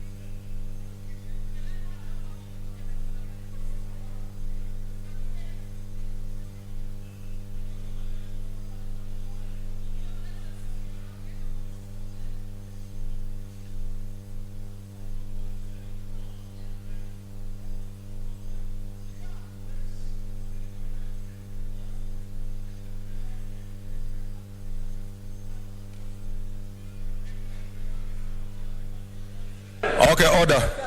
Order, senators. Order. I now direct that the bars be drawn.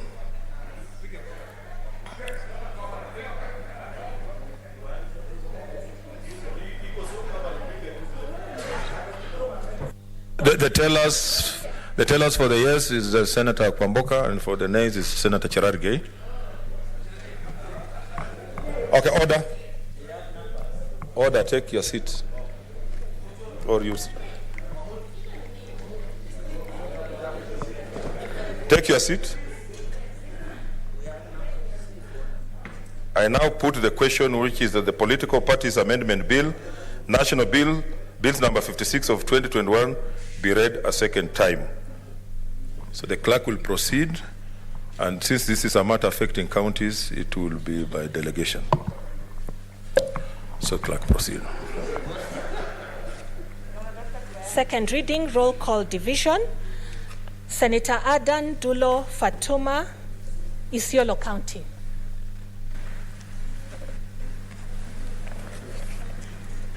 I vote yes. Senator Ali Abdullahi Ibrahim, Wajir County.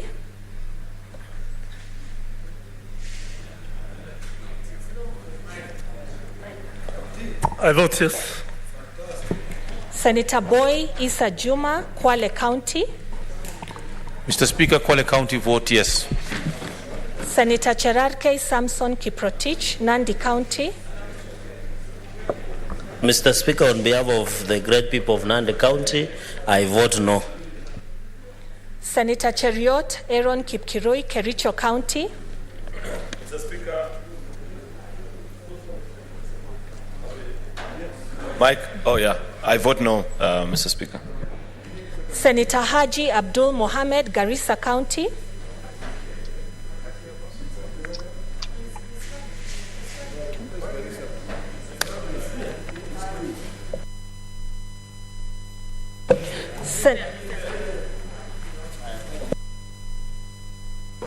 Yes.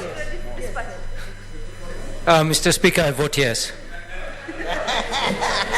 Senator Hargura Godana, Marsabit County. Mr. Speaker, I vote yes. Senator Imana Malachi Charles Ekal, Turkana County. Senator Kajwang Moses Otieno, Homa Bay County.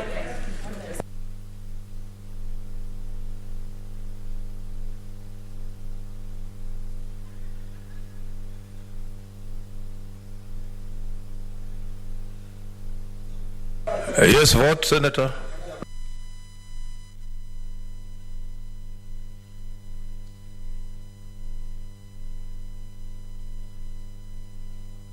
Okay, they'll come back to him. Senator Kamar Margaret Jepkoech, Wasingishu County. Yes. I vote yes. Senator Kangata Irungo, Muranga County.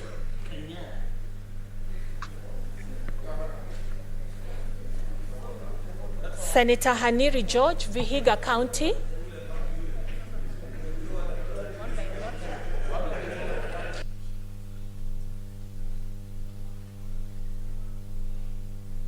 Am I recorded? Vote. Mr. Speaker, am I recorded? Yeah, you vote now. Yeah, Vihiga votes yes. Yeah. Senator Kibiru Charles Rubenson, Kirinyaga County. I vote yes. Kirinyaga votes yes. Senator Kihika Susan Wakarura, Nakuru County. Senator Kimani Wamatangi Paul, Kiambu County. Mr. Speaker, I vote yes. Senator Kindiki Kithure, Tharaka Nithi County. Senator Kirinyaga Ephraim Mwangi Maina, Nyeri County. Yes. Have you heard me?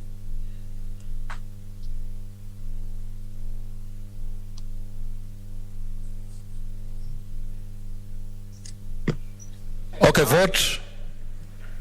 Hello? Vote. Hello? Vote.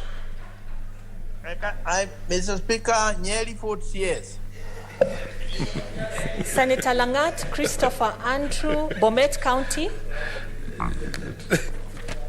Senator Lelegwe Tumbesi, Samburu County. Senator Linturi Franklin Mithika, Meru County. I vote no. Senator Loitiptip Anwar, Lamu County. Senator Madzayo Stewart Mwachiru, Kilifi County.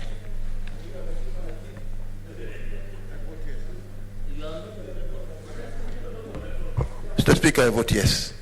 Senator Mahamud Mohamed Maalim, Mandera County. I vote no. Senator Malala Cleophas Wahungu, Kakamega County. Senator Mbito Michael Malinga, Trans Nzoia County. Mr. Speaker, Trans Nzoia votes yes. Senator Mbogo George Ochilo Ayako, Migori County. Mr. Speaker, I vote yes. Senator Mogeni Eric Okongo, Nyamira County. Mr. Speaker, I vote yes. Senator Moi Gideon Kipsielei Towet, Baringo County. Baringo votes yes. Senator Mpaye Philip Salau, Kajiado County.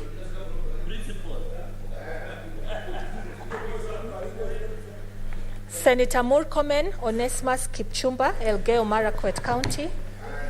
I, Kipchumba Onesmus Murkomen, vote, Mr. Speaker, a big no.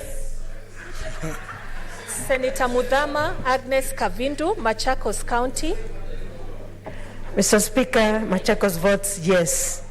Senator Mutula Kilonzo Jr., Makueni County. Senator Mwangi Paul Givyomi, Nyandarua County. Mr. Speaker, Nyandarua votes yes. Senator Mwaruma Jones Mwashushe, Taita Taveta County.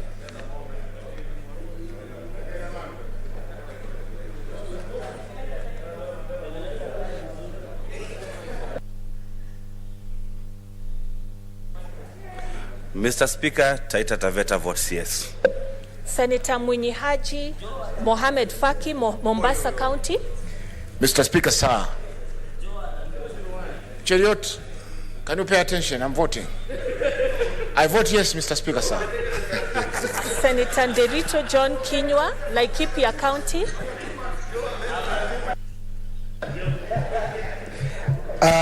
Mr. Speaker, Laikipia County votes no. Senator Ndwiga Peter Njeru, Embu County. Mr. Speaker, I vote yes. Senator Olekina Ledama, Narok County. Mr. Speaker, Narok County votes yes. Senator Ongeri Samson Kegengo, Kisii County. Mr. Speaker, Kisii County votes yes. Senator Orengo James, Siaya County. Mr. Speaker, I vote yes. Senator Outa Frederick Otieno, Kisumu County. Kisumu County vote yes. Senator Pogisio Samuel Losuron, West Pokot County. Mr. Speaker, West Pokot votes yes. Senator Sakaja Johnson Arthur, Nairobi County. Mr. Speaker, I vote yes. Senator Wako Sitswila Amos, Busia County.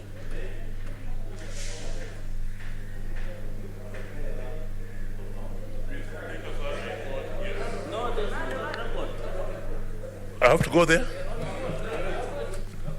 Oh, yeah. Mr. Speaker, sir, I vote yes.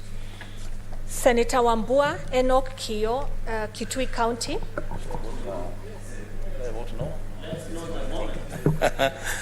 The Speaker, Kitui votes yes. Senator Wario Golich Juma, Tana River County.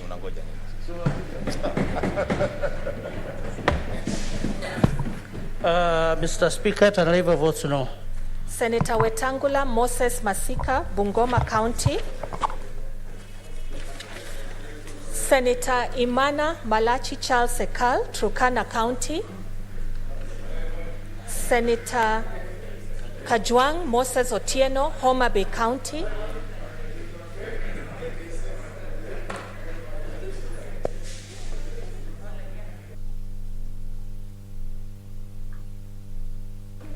Kajwang vote.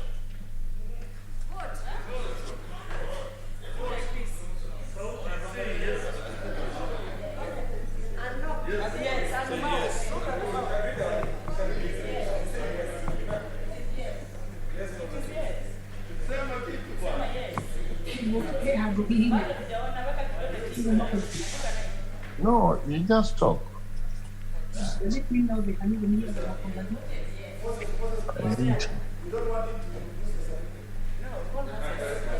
He voted. He voted.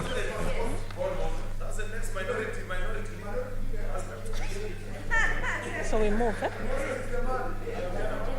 Amesema amevote yes. Okay. So tuende. Okay.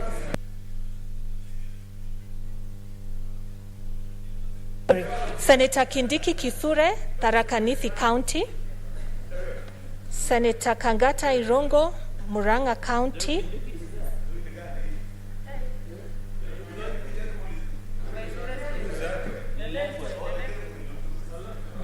Senator Lelegwe Tumbesi, Samburu County.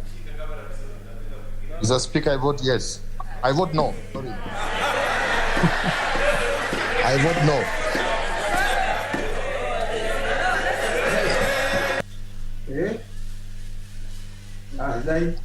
Mr. Speaker, have you heard my vote? Senator Loitip Anwar, Lamu County. Senator Malala Cleophas Wahungu, Kakamega County. Senator Mpayei Philip Salau, Kajiado County. Senator Mutula Kilonzo Jr., Makueni County.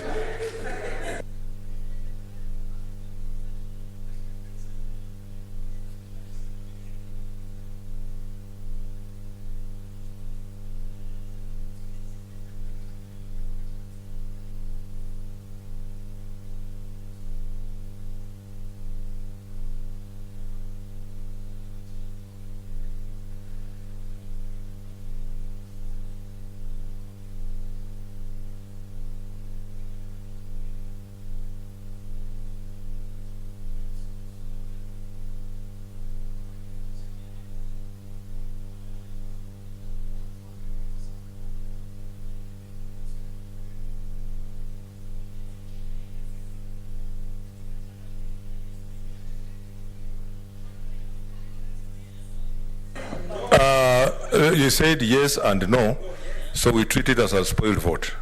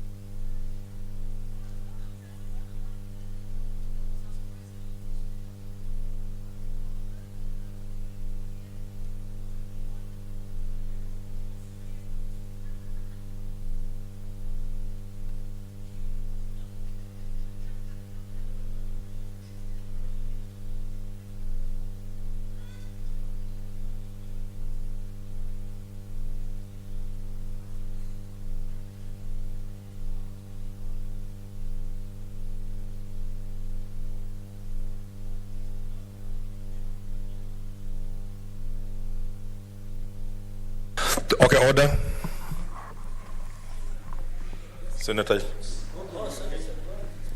this is not Nandi. These are the results of the division. Ayes 29, nays 7, 1 spoiled vote, abstentions 0. The ayes have it. So clerk. The Political Parties Amendment Bill, National Assembly Bills number 56 of 2021, second reading. A bill for an act of parliament to amend the Political Parties Act and for connected purposes.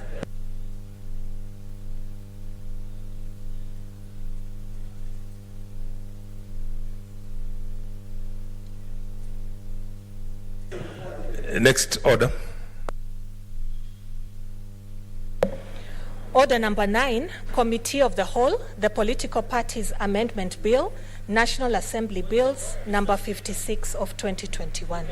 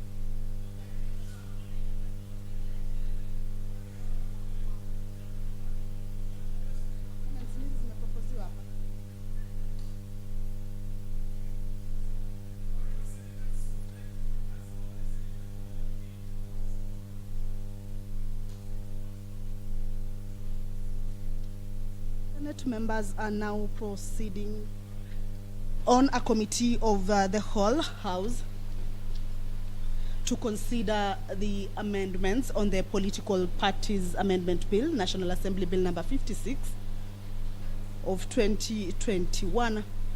The bill before the floor of the House has just been read for the second time after members ventilated a bit on the report that was tabled by the Committee on Justice and Legal Affairs on some of the amendments or proposals that were forwarded to them by various groups during the public participation exercise. Honorable Senators, we are considering the Political Parties Bill Amendment the members Bill, have just voted National Assembly Bills number 56 of 2021.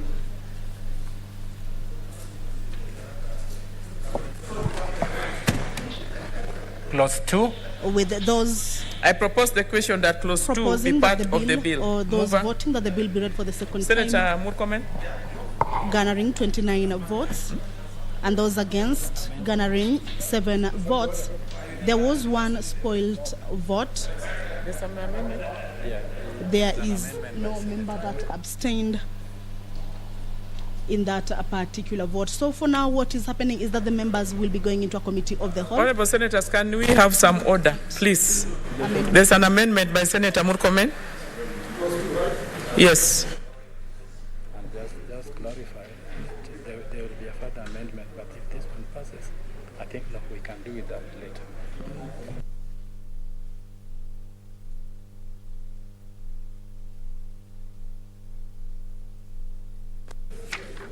Wait, you gave me an order paper without...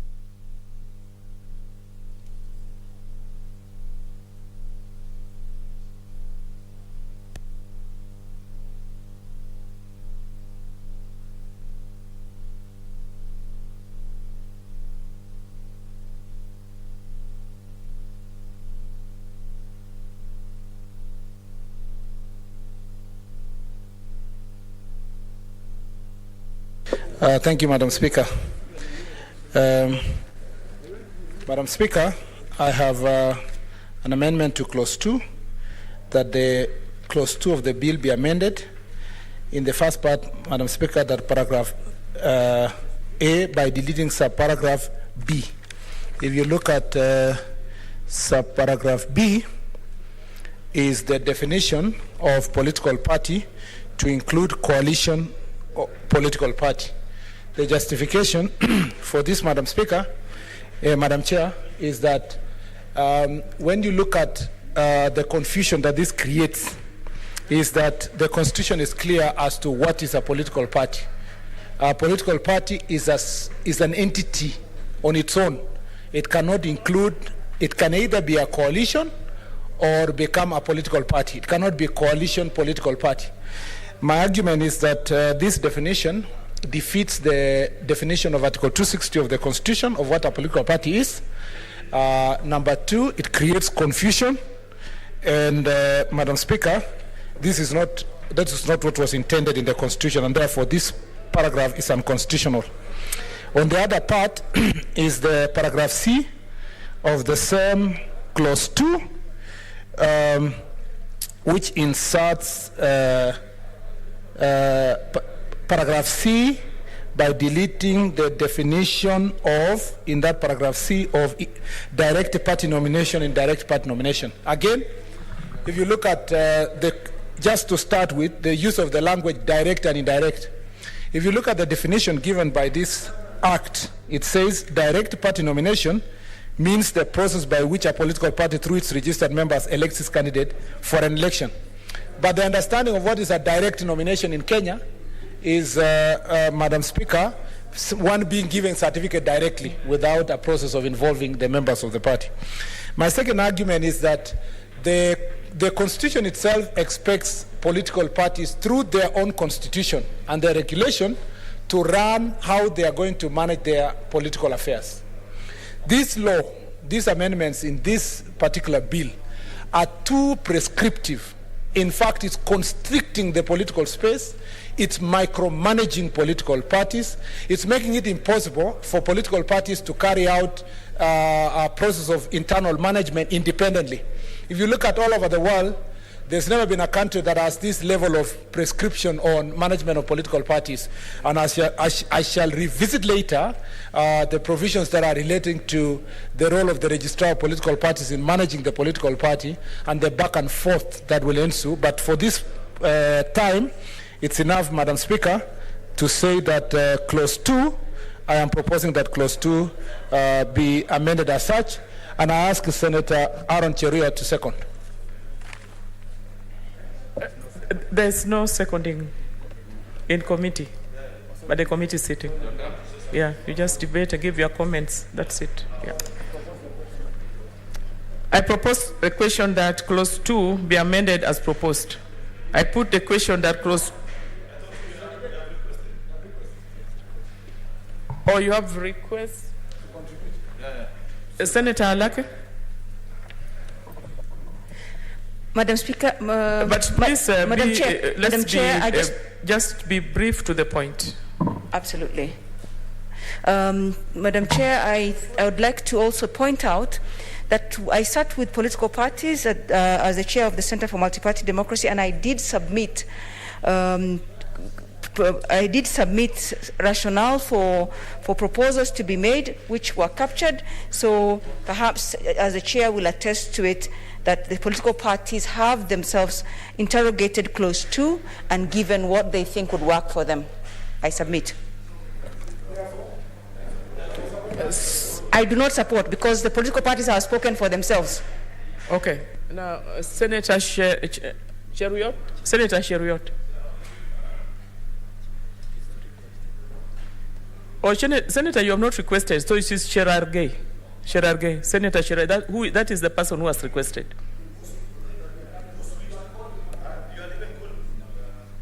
Yes, now it is there, but it is Cherargei Kwanza. Okay. First, sorry. Thank you.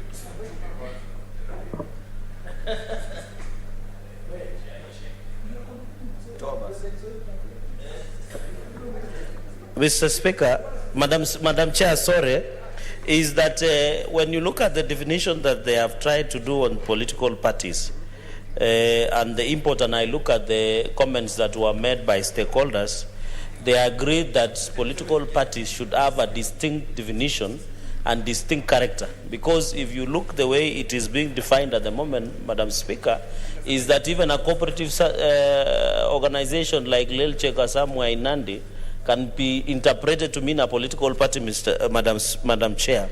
And therefore, it should have a distinct and independent and a unique characteristics, Madam Speaker. Although they have tried to look at the import of Article 260, Article 91 on how a political party should look like, Madam Chair, this one does not in any way give. And Madam Speaker, if you look even at the definition that has been done across the world of a political party, it is political party that engages in political activities.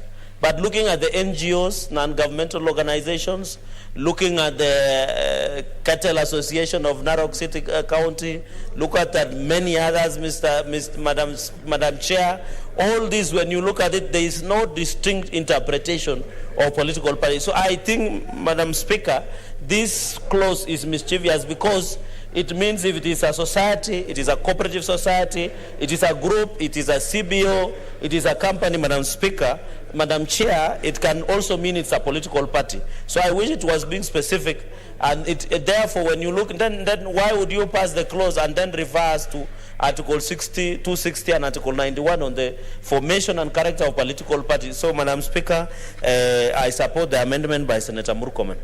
Yes, and Senator, you can go ahead because it is almost on the same thing. Yes. So you can as well propose your amendment. So, Madam Speaker, looking at there is that clause 2 of the bill be amended in the proposed definition of the term direct party nominations by deleting the words through its registered members appearing immediately after the word political party. And in B, in the proposed definition of the term indirect party nomination by deleting the word selected from registered members of the political parties and interviews appearing immediately after the words, and by deleting the proposed new definition of the statement of ideology. So, Madam Speaker, you will be saying all political parties should have an ideology. I don't know what that word means. Senator Barreno has been director of elections in ODM. And therefore, when you look at coalition, a political party, the distinct that has been provided for, Madam Speaker, when you look at, I'm proposing this deletion, is that the political parties must be given a Senator, there is a slight confusion. Okay. So just stick to Senator Murkomen's amendment. Then I support Senator Murkomen's amendment. Okay. And then when mine comes, I will speak to it. Yes. Senator Sakaja? Senator Sakaja is not in, so I put the question. Oh, Senator Cheruiyot, yes.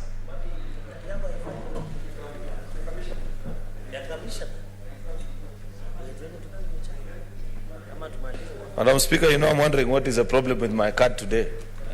When I make requests, it is there, or I would have sacked somebody, but now you have saved someone's job. Anyway, Madam Speaker, I support this amendment because, and I wish the promoters of this bill will be gracious enough to listen to good sense, because basically we are trying to assist you so that your bill actually can pass through the rigorous test of what is constitutional and what isn't in our country.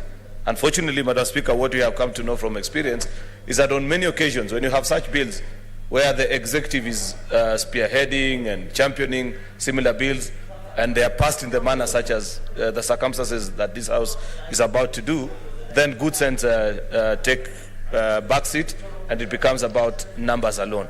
Article 91, Madam Speaker, of our Constitution is very clear, reading from A to H, and even in subsection 2, about what is a political party and what is not a political party. And it goes to great length describing what determines, what passes the test of what a political party should do, especially subsection 2, about what are the basis, what is the basis upon which you cannot found a political party, where it includes things like a region, for example, where you are saying, and this is so common, I've seen some people who are pretenders to the throne, they are pretending to be running for the president. Actually, this is a season for brokers. And you find somebody proudly says, oh, this is a party for Mount Kenya, this is a party for the coast. is a party for the Northerners or for Western Kenya. Madam Speaker, they need to read Article 91, subsection 2. You cannot found a political party even on the basis of region alone.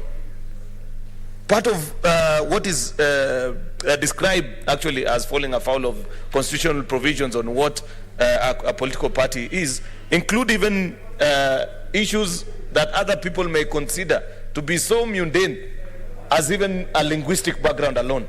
Where, for example, someone can say, oh, we the speakers of a particular ethnic tribe, we want to found our own political party. The Constitution, for good reason, prescribes against and says on such a basis you cannot set up a political party. And it goes to great length to describe these particular things, Mr. Speaker. Therefore, when you have such a provision as clause 2 on this particular bill, Mr. Speaker, where you're being told that anyone that has anything that looks like a political party ceases now to have the distinct values and the things that set them up as an individual political party, that you collapse it and you refer to it as a coalition political party. Mr. Speaker, that quickly falls afoul of the law. I wish we would have kept with what is a general practice in the Republic, which is people are generally allowed to form coalition pre-election and post-election.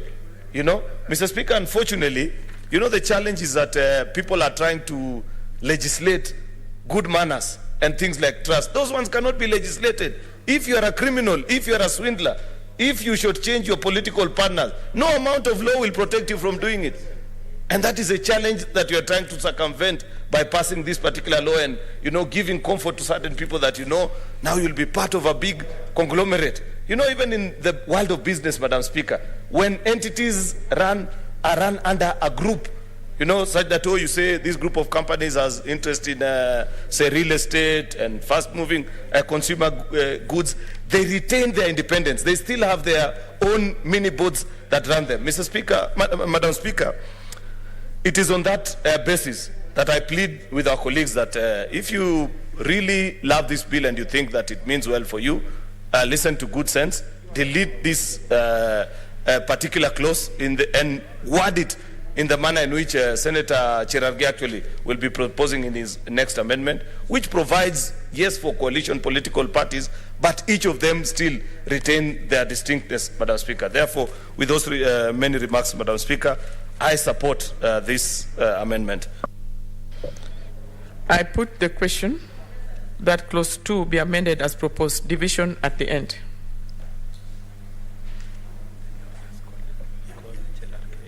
Senator Cherargei, please on further amendment to that clause.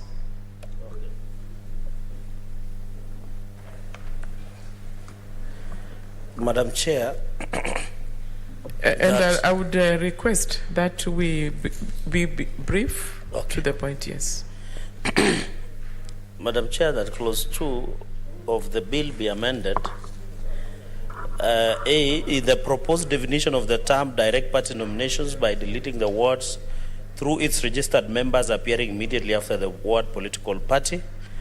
In the proposed definition, part B of the term indirect party nominations by deleting the words selected from registered members of the political parties and interviews appearing immediately after the words, and by deleting the proposed new definition of the term statement of ideology.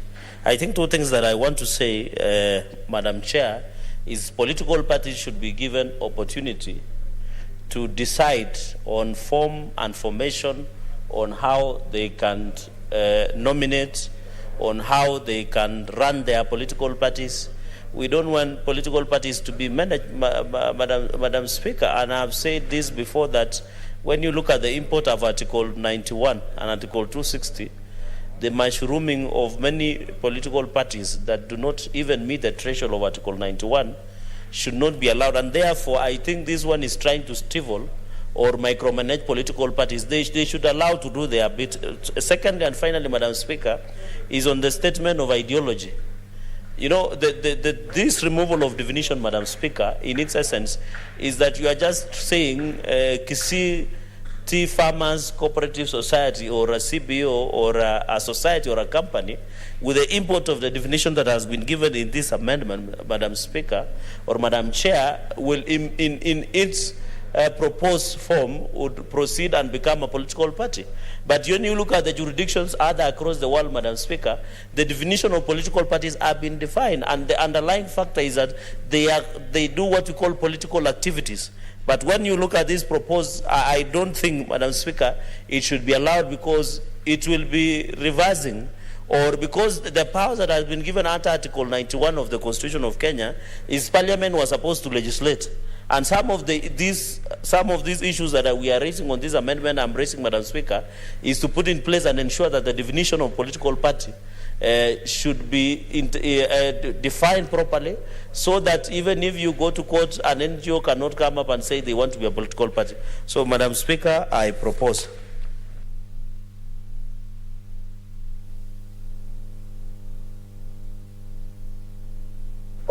Honourable Senators, I propose the question that Clause 2 be amended as proposed.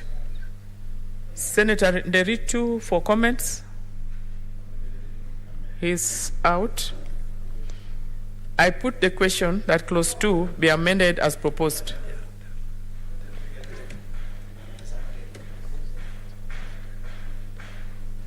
So, Senator Aaron Cheriot.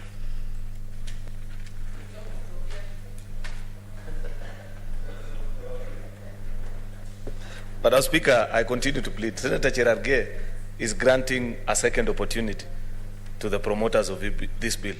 And you know, it's unfortunate because they are not in this house. I wish they were.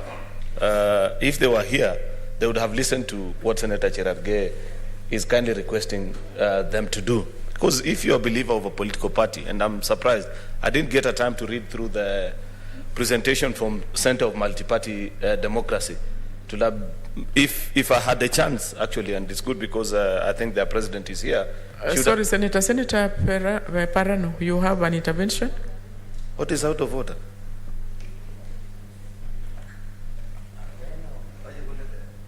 Give her the mic. I had initially, Madam Speaker, wanted to oppose the amendment proposed by Senator Cherargei. So I pressed, and you didn't see that I had pressed. So I'll the time will come for the division, yes. You know, Madam Speaker, it will be nice to hear from Senator Pareno, because I know she's a deep state in certain political parties. Anybody who has been director of elections knows a lot about political parties and their distinct habits and practices. You know, part of the practices that Senator Cherargei, you are referring, I sympathize, for example, with my good friend, say, Senator Wambua. I know how Wiper, the party that he belongs to, conducts their nominations vis-a-vis how parties like ODM does theirs. But this time they will be held by the same standard. It will be extremely difficult because I know the kind of practices that goes about in that particular political party. Because, you know, in many years ago, we were members of that particular political party. That's the point that Senator Cherargei is trying to bring, that there's distinct habits, characteristics, practices that are only unique to one particular political party, which unfortunately you get to lose if you're amalgamated into one political party as is being proposed under this coalition political party arrangement, Madam Speaker. Therefore, listen to good sense. And I request intervention by Senator Wambua. Okay, sir. Thank you, Madam Chair. Madam Chair, you know, Senator Cheriot has mentioned Wiper Party in relation to nominations. I just want clarity from him that he is saying that Cherargei, I am addressing Senator Cheriot through the chair. I want clarity from Senator Cheriot that actually what he's telling this house and this country is that Wiper Democratic Movement as the best way of conducting nominations compared to the other parties that he's mentioning, and that by passing this law, then there is a possibility that our best standards or our best practice would be watered down to the level of those parties that he's talking about. Senator Cheriot, please conclude. You know, Madam Speaker, for example, I come from Kericho. Senator Outa is my good neighbor and friend. The last time he was announced as a winner of ODM nomination certificate, it was not done at Kisumu County Hall. It was done inside the sugar plantation of Moroni.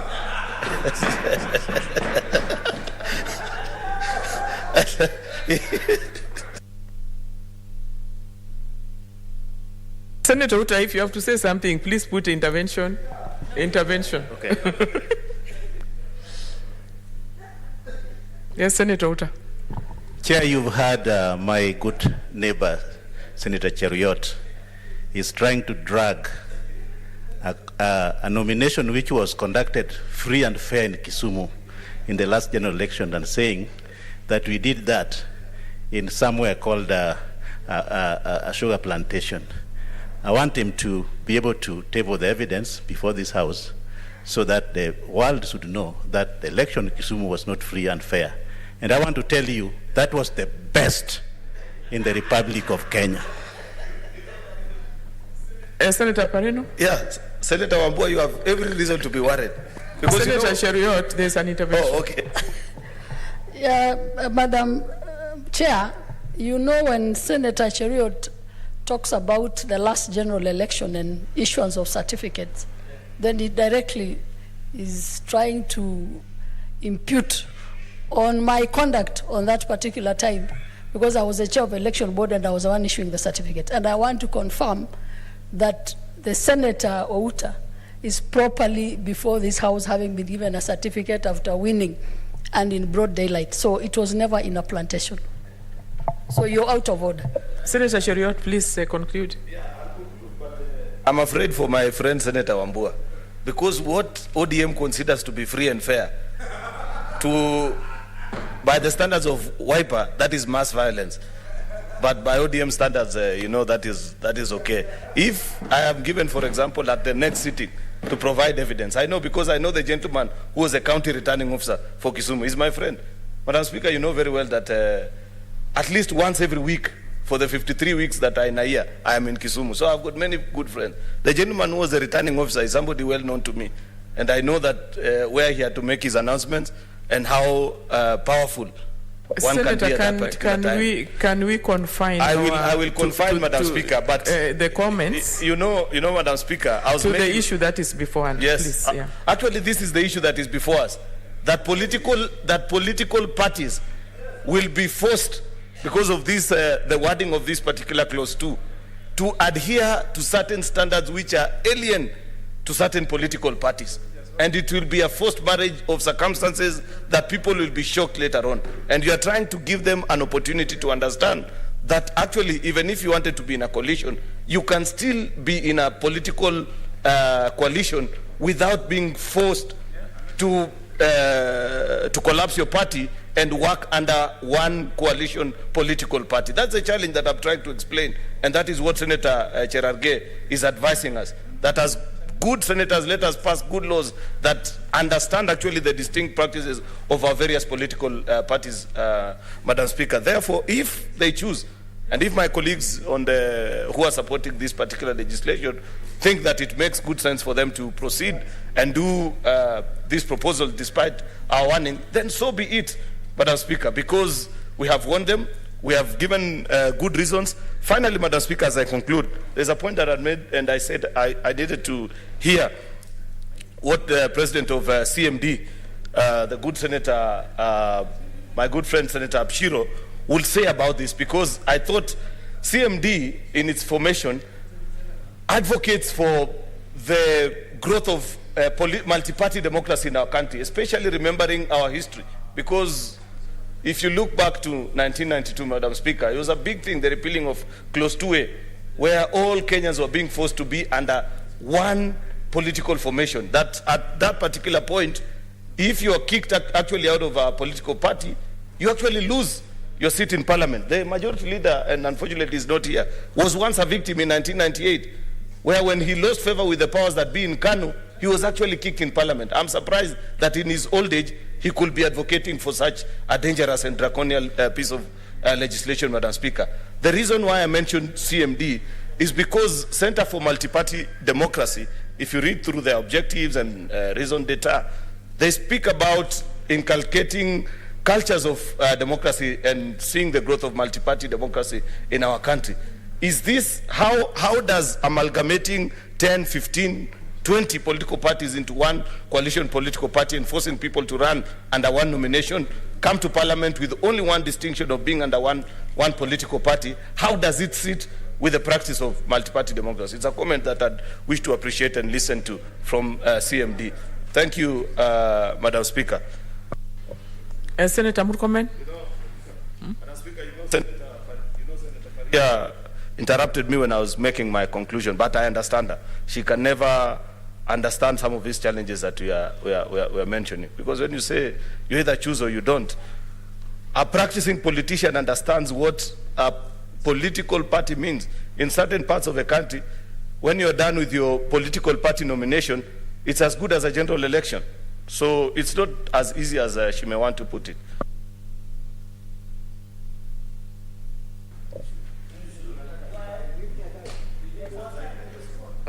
Yes, what is in the intervention? Senator Faria. Madam Speaker, to come into a coalition is a choice of different parties.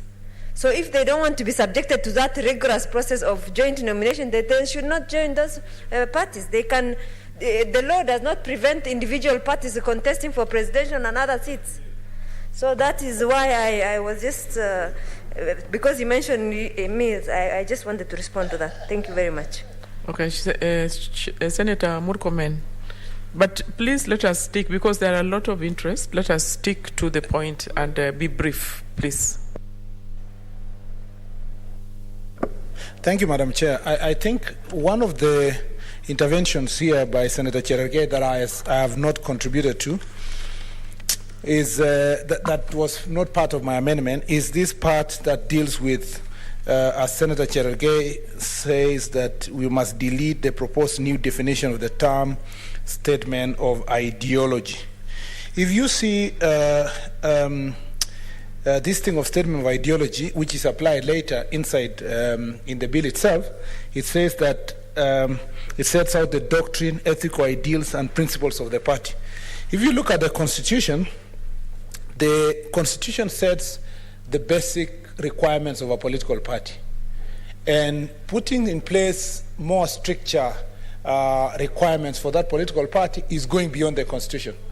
The Constitution in Article 91 says every political party, and then lists all those issues of democracy, promote national unity, national in character, respect rights of person, minorities, and so forth. And then says shall not be founded on religion, regional, encourage violence, intimidation, like some parties that do, maintain parliamentary force, engage bribery, and so forth. Madam Chair, this thing of statement of ideology is another roadblock. Statement of ideology will not help us, Madam Speaker, to make political parties more responsive to the members. If you look at what is being defined here, it says statement setting out doctrine, ethical ideals, and principles of the party. All these things, what you would have wanted to be principles or standards or requirements of a political party are already listed in the Constitution, whether Article 10 as the values and principles of our Constitution, Chapter 6, requirements for leadership and integrity, and also particularly as I have enlisted in Article 91 of the Constitution. What does this do?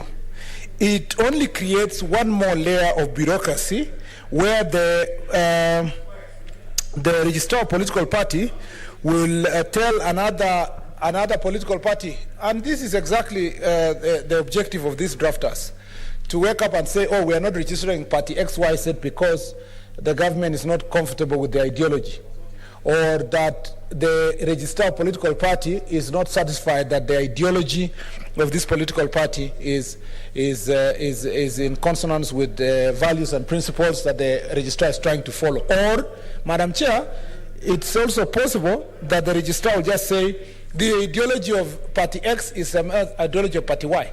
So I support Senator Cherargei's amendment. This superfluous additional provisions on statement of ideology are unnecessary. They are just other bottlenecks insofar as management and running political parties concerned.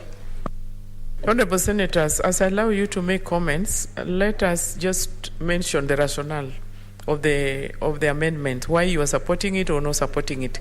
Yeah, let's not go into the debate. Senator Abshiro. Thank you, Madam Chair. Madam Chair, I know my friend, the honorable member, Senator of Kericho County, had mentioned that the president of CMD is here and should have supported amendment. But what I'm trying to say, as a president or as the chairperson, I have brought specific verbatim proposals from my political parties as provided therein. And what they have said to me with regards to even the clauses that are being requested for amendment, that these are entrenching democracy by making sure that instead of very many fragmented little parties, we are having, in the United States of America, for instance, we have two parties, Democratic Party and the Republican Party. Is the democracy in America strong or not? And in that same respect, consolidating similar ideologies and ensuring that we have strong coalitions is actually an entrenchment of democracy, is actually a maturity and maturing democracy. So we cannot be in 1992 where when the Center for Multi-Party Democracy was conceived. Today is 2022, Madam Chairman, and this is what we're saying. Political parties that have similar ideologies are affinity grouped into one strong party as a coalition, and that can only be an entrenchment, an institutionalization, and a maturing of democracy and nothing less. I do not support. I support what my political parties have given and have brought before this House. I thank you. Senator Lekina.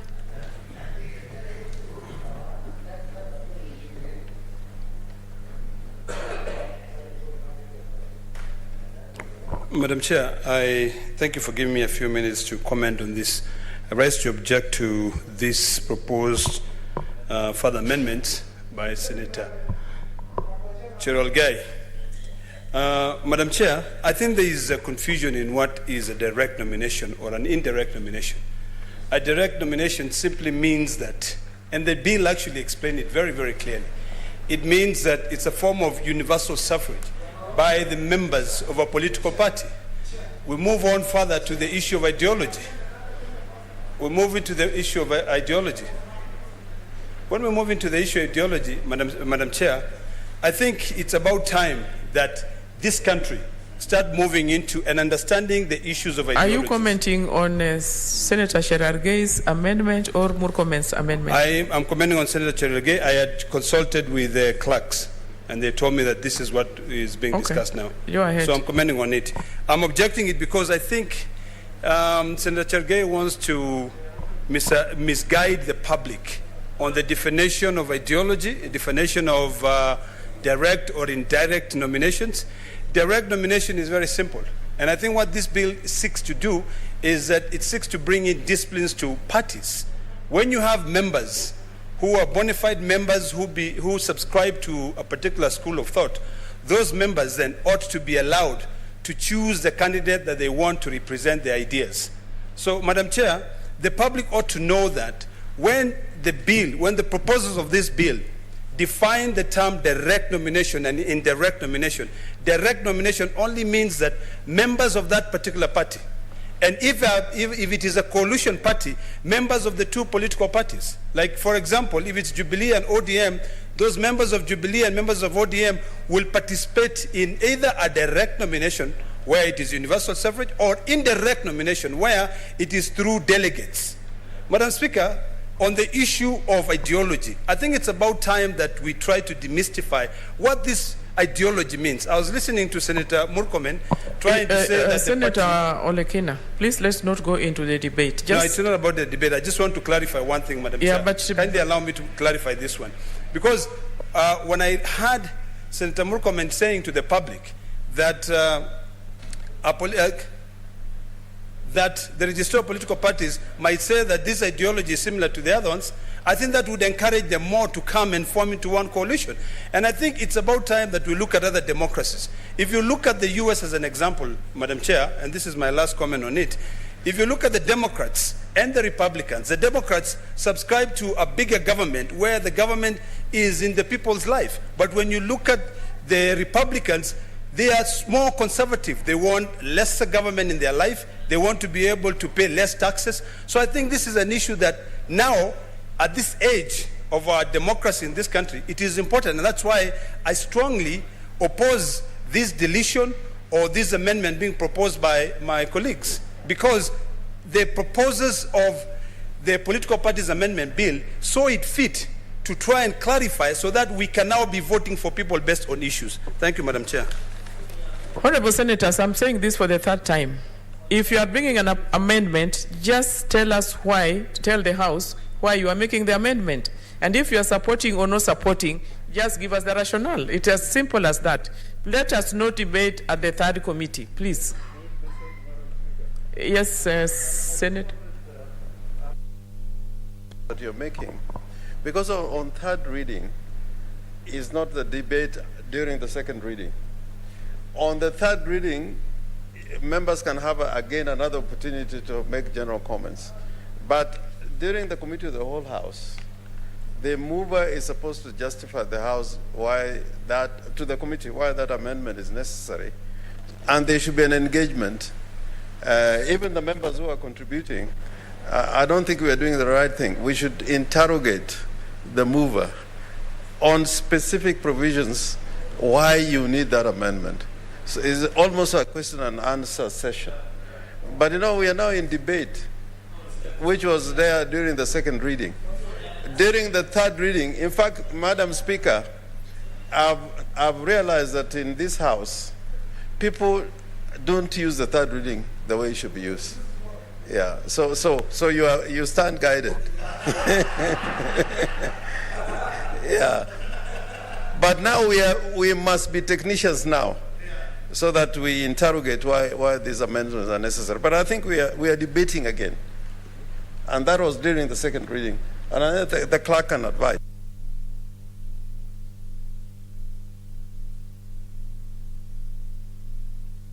Madam Speaker, I forgot, in the old Parliament, Amos Wako used to move so many bills.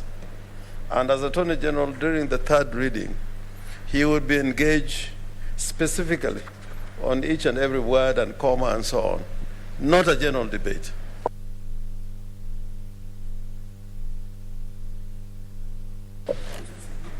Honorable Senators, I put the question that Clause 2 be amended as proposed. Division at the end. Clauses 3 to 6.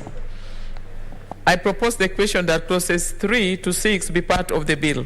I put the question that clauses 3 to 6 be part of the bill. Division at the end. Clause 7. I propose the question that clause 7 be part of the bill. Mover. Amendment, Senator Wambua.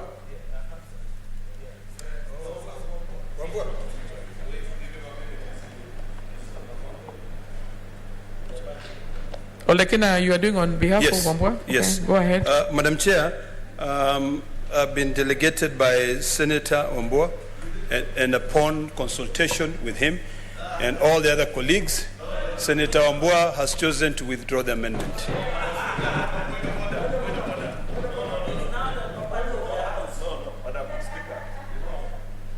Madam Speaker. You know, I've not even given you a mic, but anyway, go ahead. Yeah, thank you. You know, you are my good neighbor. Thank you, Madam Chair. Senator Wambua mentioned to me 2 minutes ago and was trying to convince me to support his amendment, actually.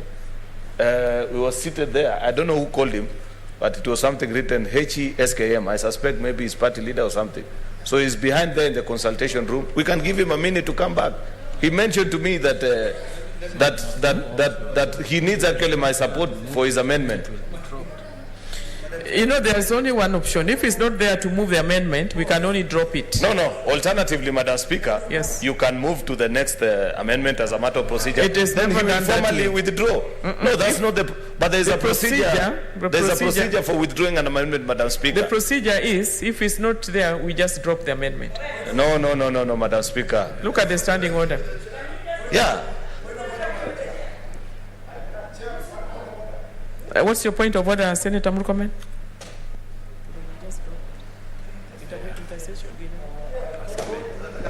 I totally agree with you, Madam Chair, that as per the standing orders, if the member who is moving the amendment is not here, it is withdrawn. But what we are addressing is the move by Senator Olekina purporting to withdraw an amendment on behalf of Senator Wambua, because there is no such a procedure in the standing orders. And I'm saying this because, Madam Chair, the danger out there, the people of Kitui are watching. And this can create two scenarios.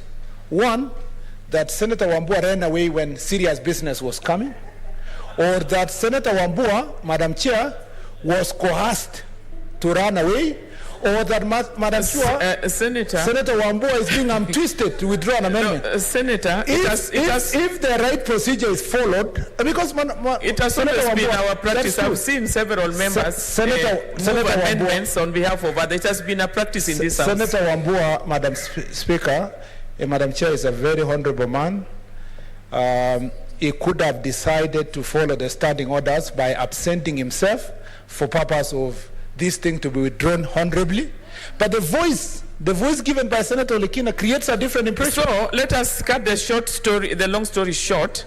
We drop his, we drop, just hold it. We have to drop Senator Olekina's statement and still, yes, because now we can't prove that. No, just wait.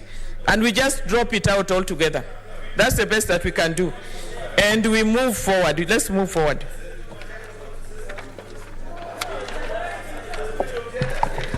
Clause 8.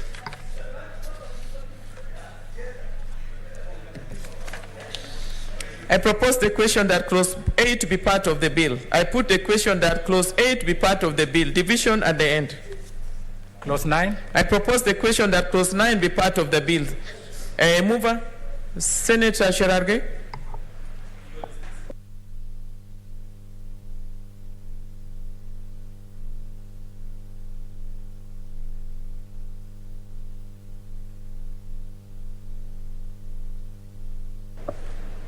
Thank you, Madam Speaker, Madam Chair.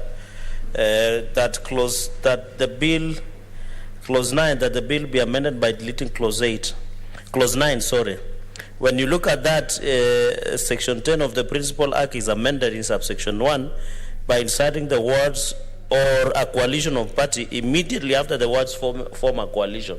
So the input is that you don't need to form a coalition, because under the Elections Act, Madam Speaker, as at now, is that you form a coalition and then you deposit coalition agreement with the political parties. But what he's trying to do here is now using a party that is conglomerate, or how do you say, the party that is amorphous, something that does not, where now you are using a political party or a coalition of political party, instead of political parties coming together to sign a coalition agreement. So what they are trying to do now is use coalition of political parties.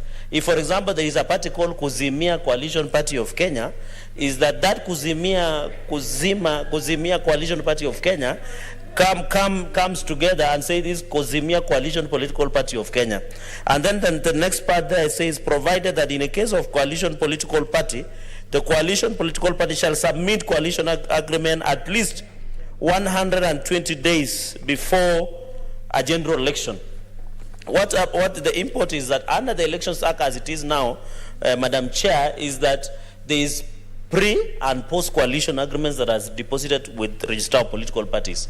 The fact that you want to force, they are forcing, in my culture, because we take care of cows, you don't force cows to drink water. There is a saying that says that. So inside, you are trying to force that if there is a coalition of political parties or form a coalition, it must be done within 4 months. And therefore, I'm proposing that this clause be deleted, clause 9 be deleted, Madam Speaker, and remain as it is under the Principal Act. I thank you, Madam Speaker. That's my justification. Yes, further comments by Senator Murkomen. Senator, just 1 minute first. Let me propose. I propose the question that clause 9 be deleted. Senator Murkomen. Thank you, Madam Chair. Madam Chair, Senator Cherge is making a very important point here, which is that there is this creation of a coalition political party, which I had already proposed its definition be removed in the definition of political party because I don't think it's a political party. But at this section, what we must keep our eye on is the issue of forcing this coalition political party to submit the coalition agreement at least 120 days, which is basically 4 months before the general election, which creates a contradiction with the timelines required for coalition agreement, which is 3 months. Again, Madam Chair, this period of time is a bit long.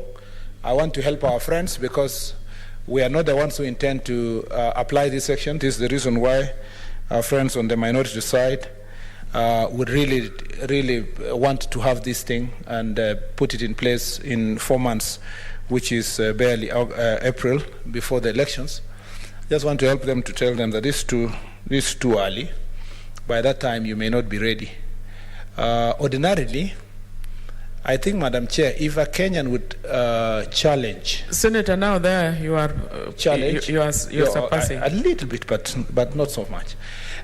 If a Kenyan was to challenge this constitutionality of timeline for coalition agreements, Madam Chair, I think they would succeed. And they would succeed for 2 reasons. One, constitutionally, political parties should be able to come together anytime.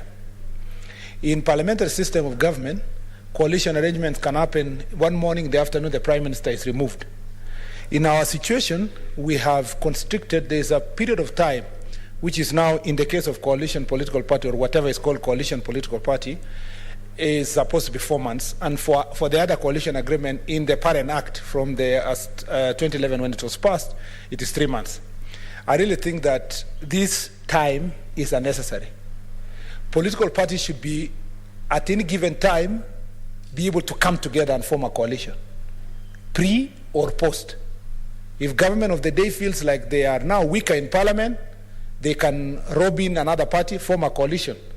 In the situation like our friend, the president, struggled to do the same, but unfortunately in the majority side, he had only 10% of the support from the majority side. Now so it's an example. It's alive. This bill, Senator Orengo, is not in abstract.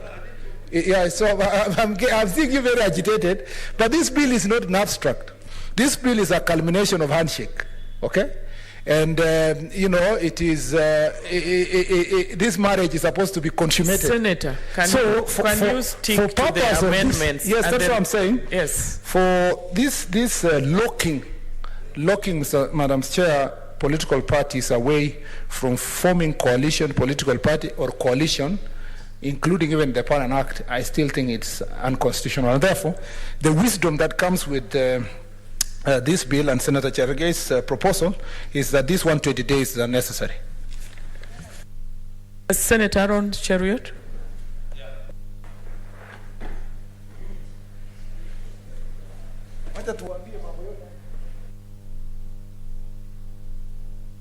Mike, please. Yeah, thank you, Madam Speaker, Madam Chair. For the umpteenth time, I'll repeat to my colleagues, please listen to good reason. It will help these law viewers in the fate that awaits it in the courts.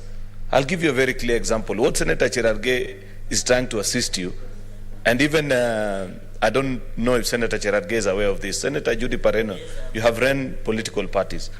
You know that about a year to elections, IBC publishes regulations that will govern, and timelines actually, that will govern the forthcoming general elections. In this current election of 2022, political parties were supposed to submit at least 4 months before the day of nomination their nomination rules. So virtually all political parties have already submitted their nomination rules. All the major, any political party that intends to, for purposes of nomination exercise, which IBC has further published that by 22nd of April this year, IEBC expects every political party in the country to have actually conducted its nominations. Yet, 4 months behind, as per IBC regulations, you should already have submitted your nomination regulations. As we speak today is the what's the date today? 26th.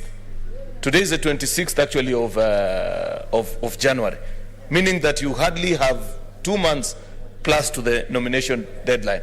If you pass this law and convert yourself to a political party, either you'll call it Azimio or whatever it is, already you are afoul of that particular regulation.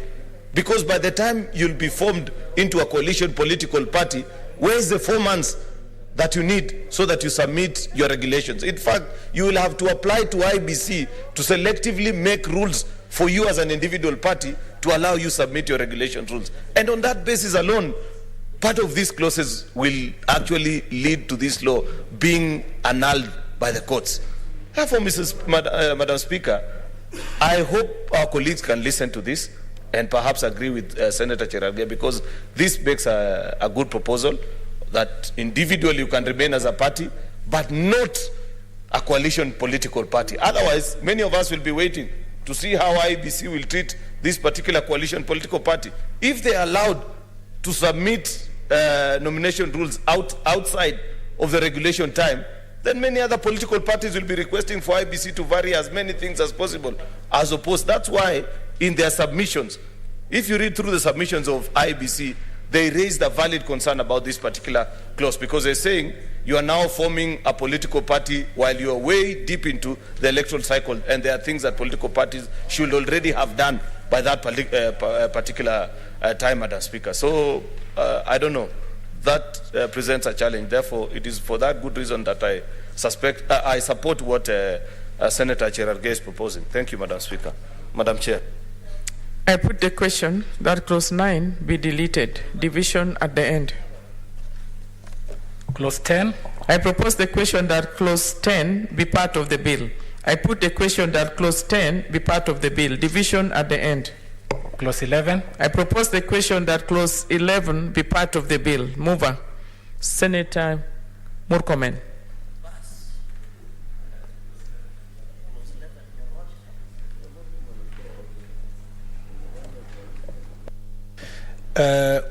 Madam Chair, if there is no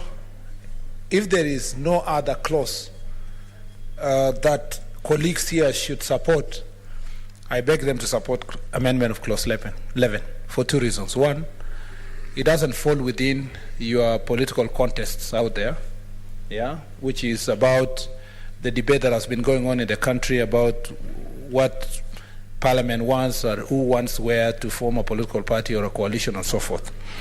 Clause 11, and I really hope this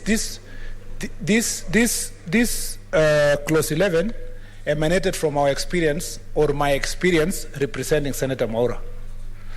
Madam Chair, and I have to give the explanation of a proposed section, new section 14A, and I've said we delete the 4 and substitute with the following, which says, upon notification under subsection 3, and this is the procedure I'd like us to follow, the registrar shall, where the registrar is satisfied that the political party has complied with the procedure under subsection 2, notify the member of receipt of notification of the member's resignation from the political party on part 1.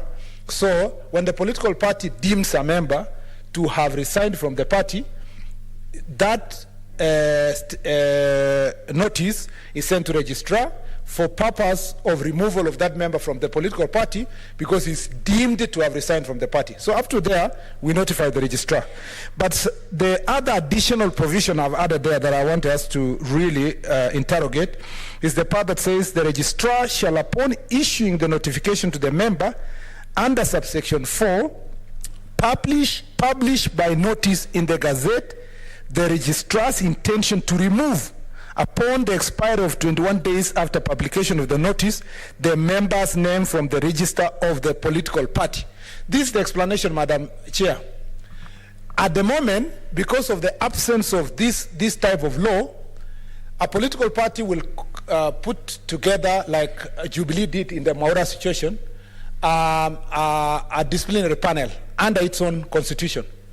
Then they quickly move that disciplinary process, expel the member at about 5 p.m., okay, or 4 p.m., or even 3 p.m., send to the registrar immediately, because the registrar is compliant to that political party. She receives the notice for expulsion of the member, and the government printer is on standby with already prepared gazette notice for removal of the member. So that member, his name moves from the party, it goes to registrar that night signs and sends to the government printer. By midnight, the member is removed from the party. Then you wake up in the morning trying to run to court to get court orders to stop the implementation of that gazette. By the time you are even filing the matter, the Speaker of the House has announced that so-and-so's job is gone. So what happened in Maura case? It was exactly that. What only saved us is that the process of replacing him took a little longer time. He did not reach the Speaker, and we got the orders in the middle. Now, what is the proposal here?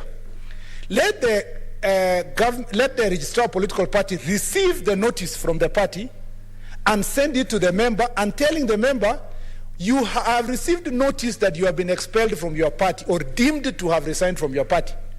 Take notice that upon expiry of 21 days, you will cease to be a member of that party, and therefore the expulsion takes effect. What does that do? Gives the member the opportunity to exhaust the legal procedures that are existing in the party, either by going to the political party's tribunal or going to High Court. 21 days are good enough. Even 21 days he has not got the remedy he requires, then the expulsion takes effect and the Speaker can tell. Why am I saying this? We shouldn't be in a hurry to remove someone from a political party. We shouldn't be in a hurry to remove an elected leader from his position in Parliament. There are other ways a party can discipline its members. They can deny him opportunity in some committees. They can do all these other things. They can even deny certificate later and so forth. But to remove a popularly elected leader in such a cavalier manner, and in a manner that is so expedited, I think is unfair. And therefore, I'm requesting my colleagues to accept this. If you read that, I only read part 14A. For 14B, 14A is for situations where the party deems the member to have resigned from the party. And deeming a member to have left the party has many ways. They have said supporting ideology of another party, supporting formation of another political party, and so forth and so forth. If you look at part B, it talks about expulsion of a member from the political party. Again, a similar procedure. Let the party hold its own internal inquiry, send the letter, Mr. Speaker, and then now let the process. I have experience on this matter, and I have almost clear in my mind that even in the next Parliament, one of us here might face the same procedure.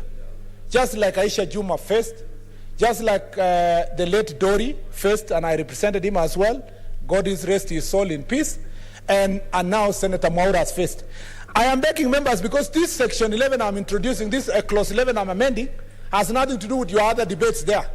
It's just giving members fair hearing, fair processes, opportunity to exhaust existing legal mechanisms, including court processes, so that then after those 21 days, if he didn't get the remedy he requires, or he doesn't have an order, an injunction, and he did not succeed in court, and the party has the capacity to deal with it in court, then it can now be removed from the party. But what is happening at the moment, where people are being removed at the speed of light, especially because the government of the day is in control of the procedure, this is dangerous.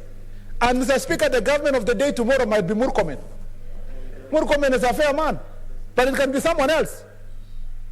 That, Madam Speaker, will do the same to a colleague here who is in their party, or whom we are together in the same party and we have disagreed.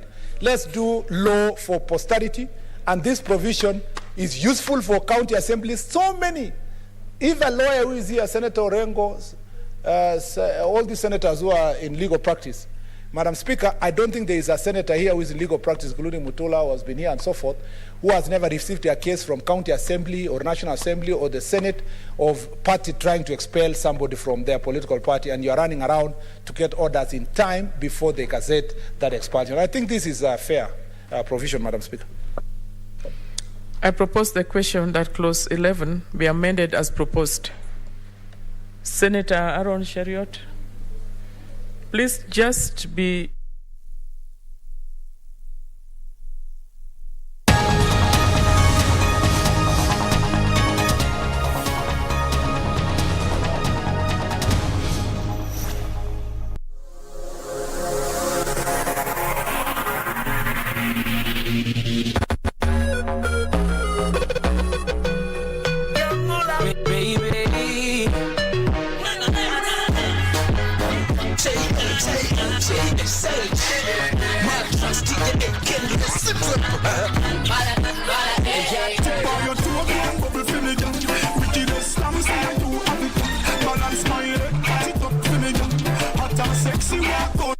Starboy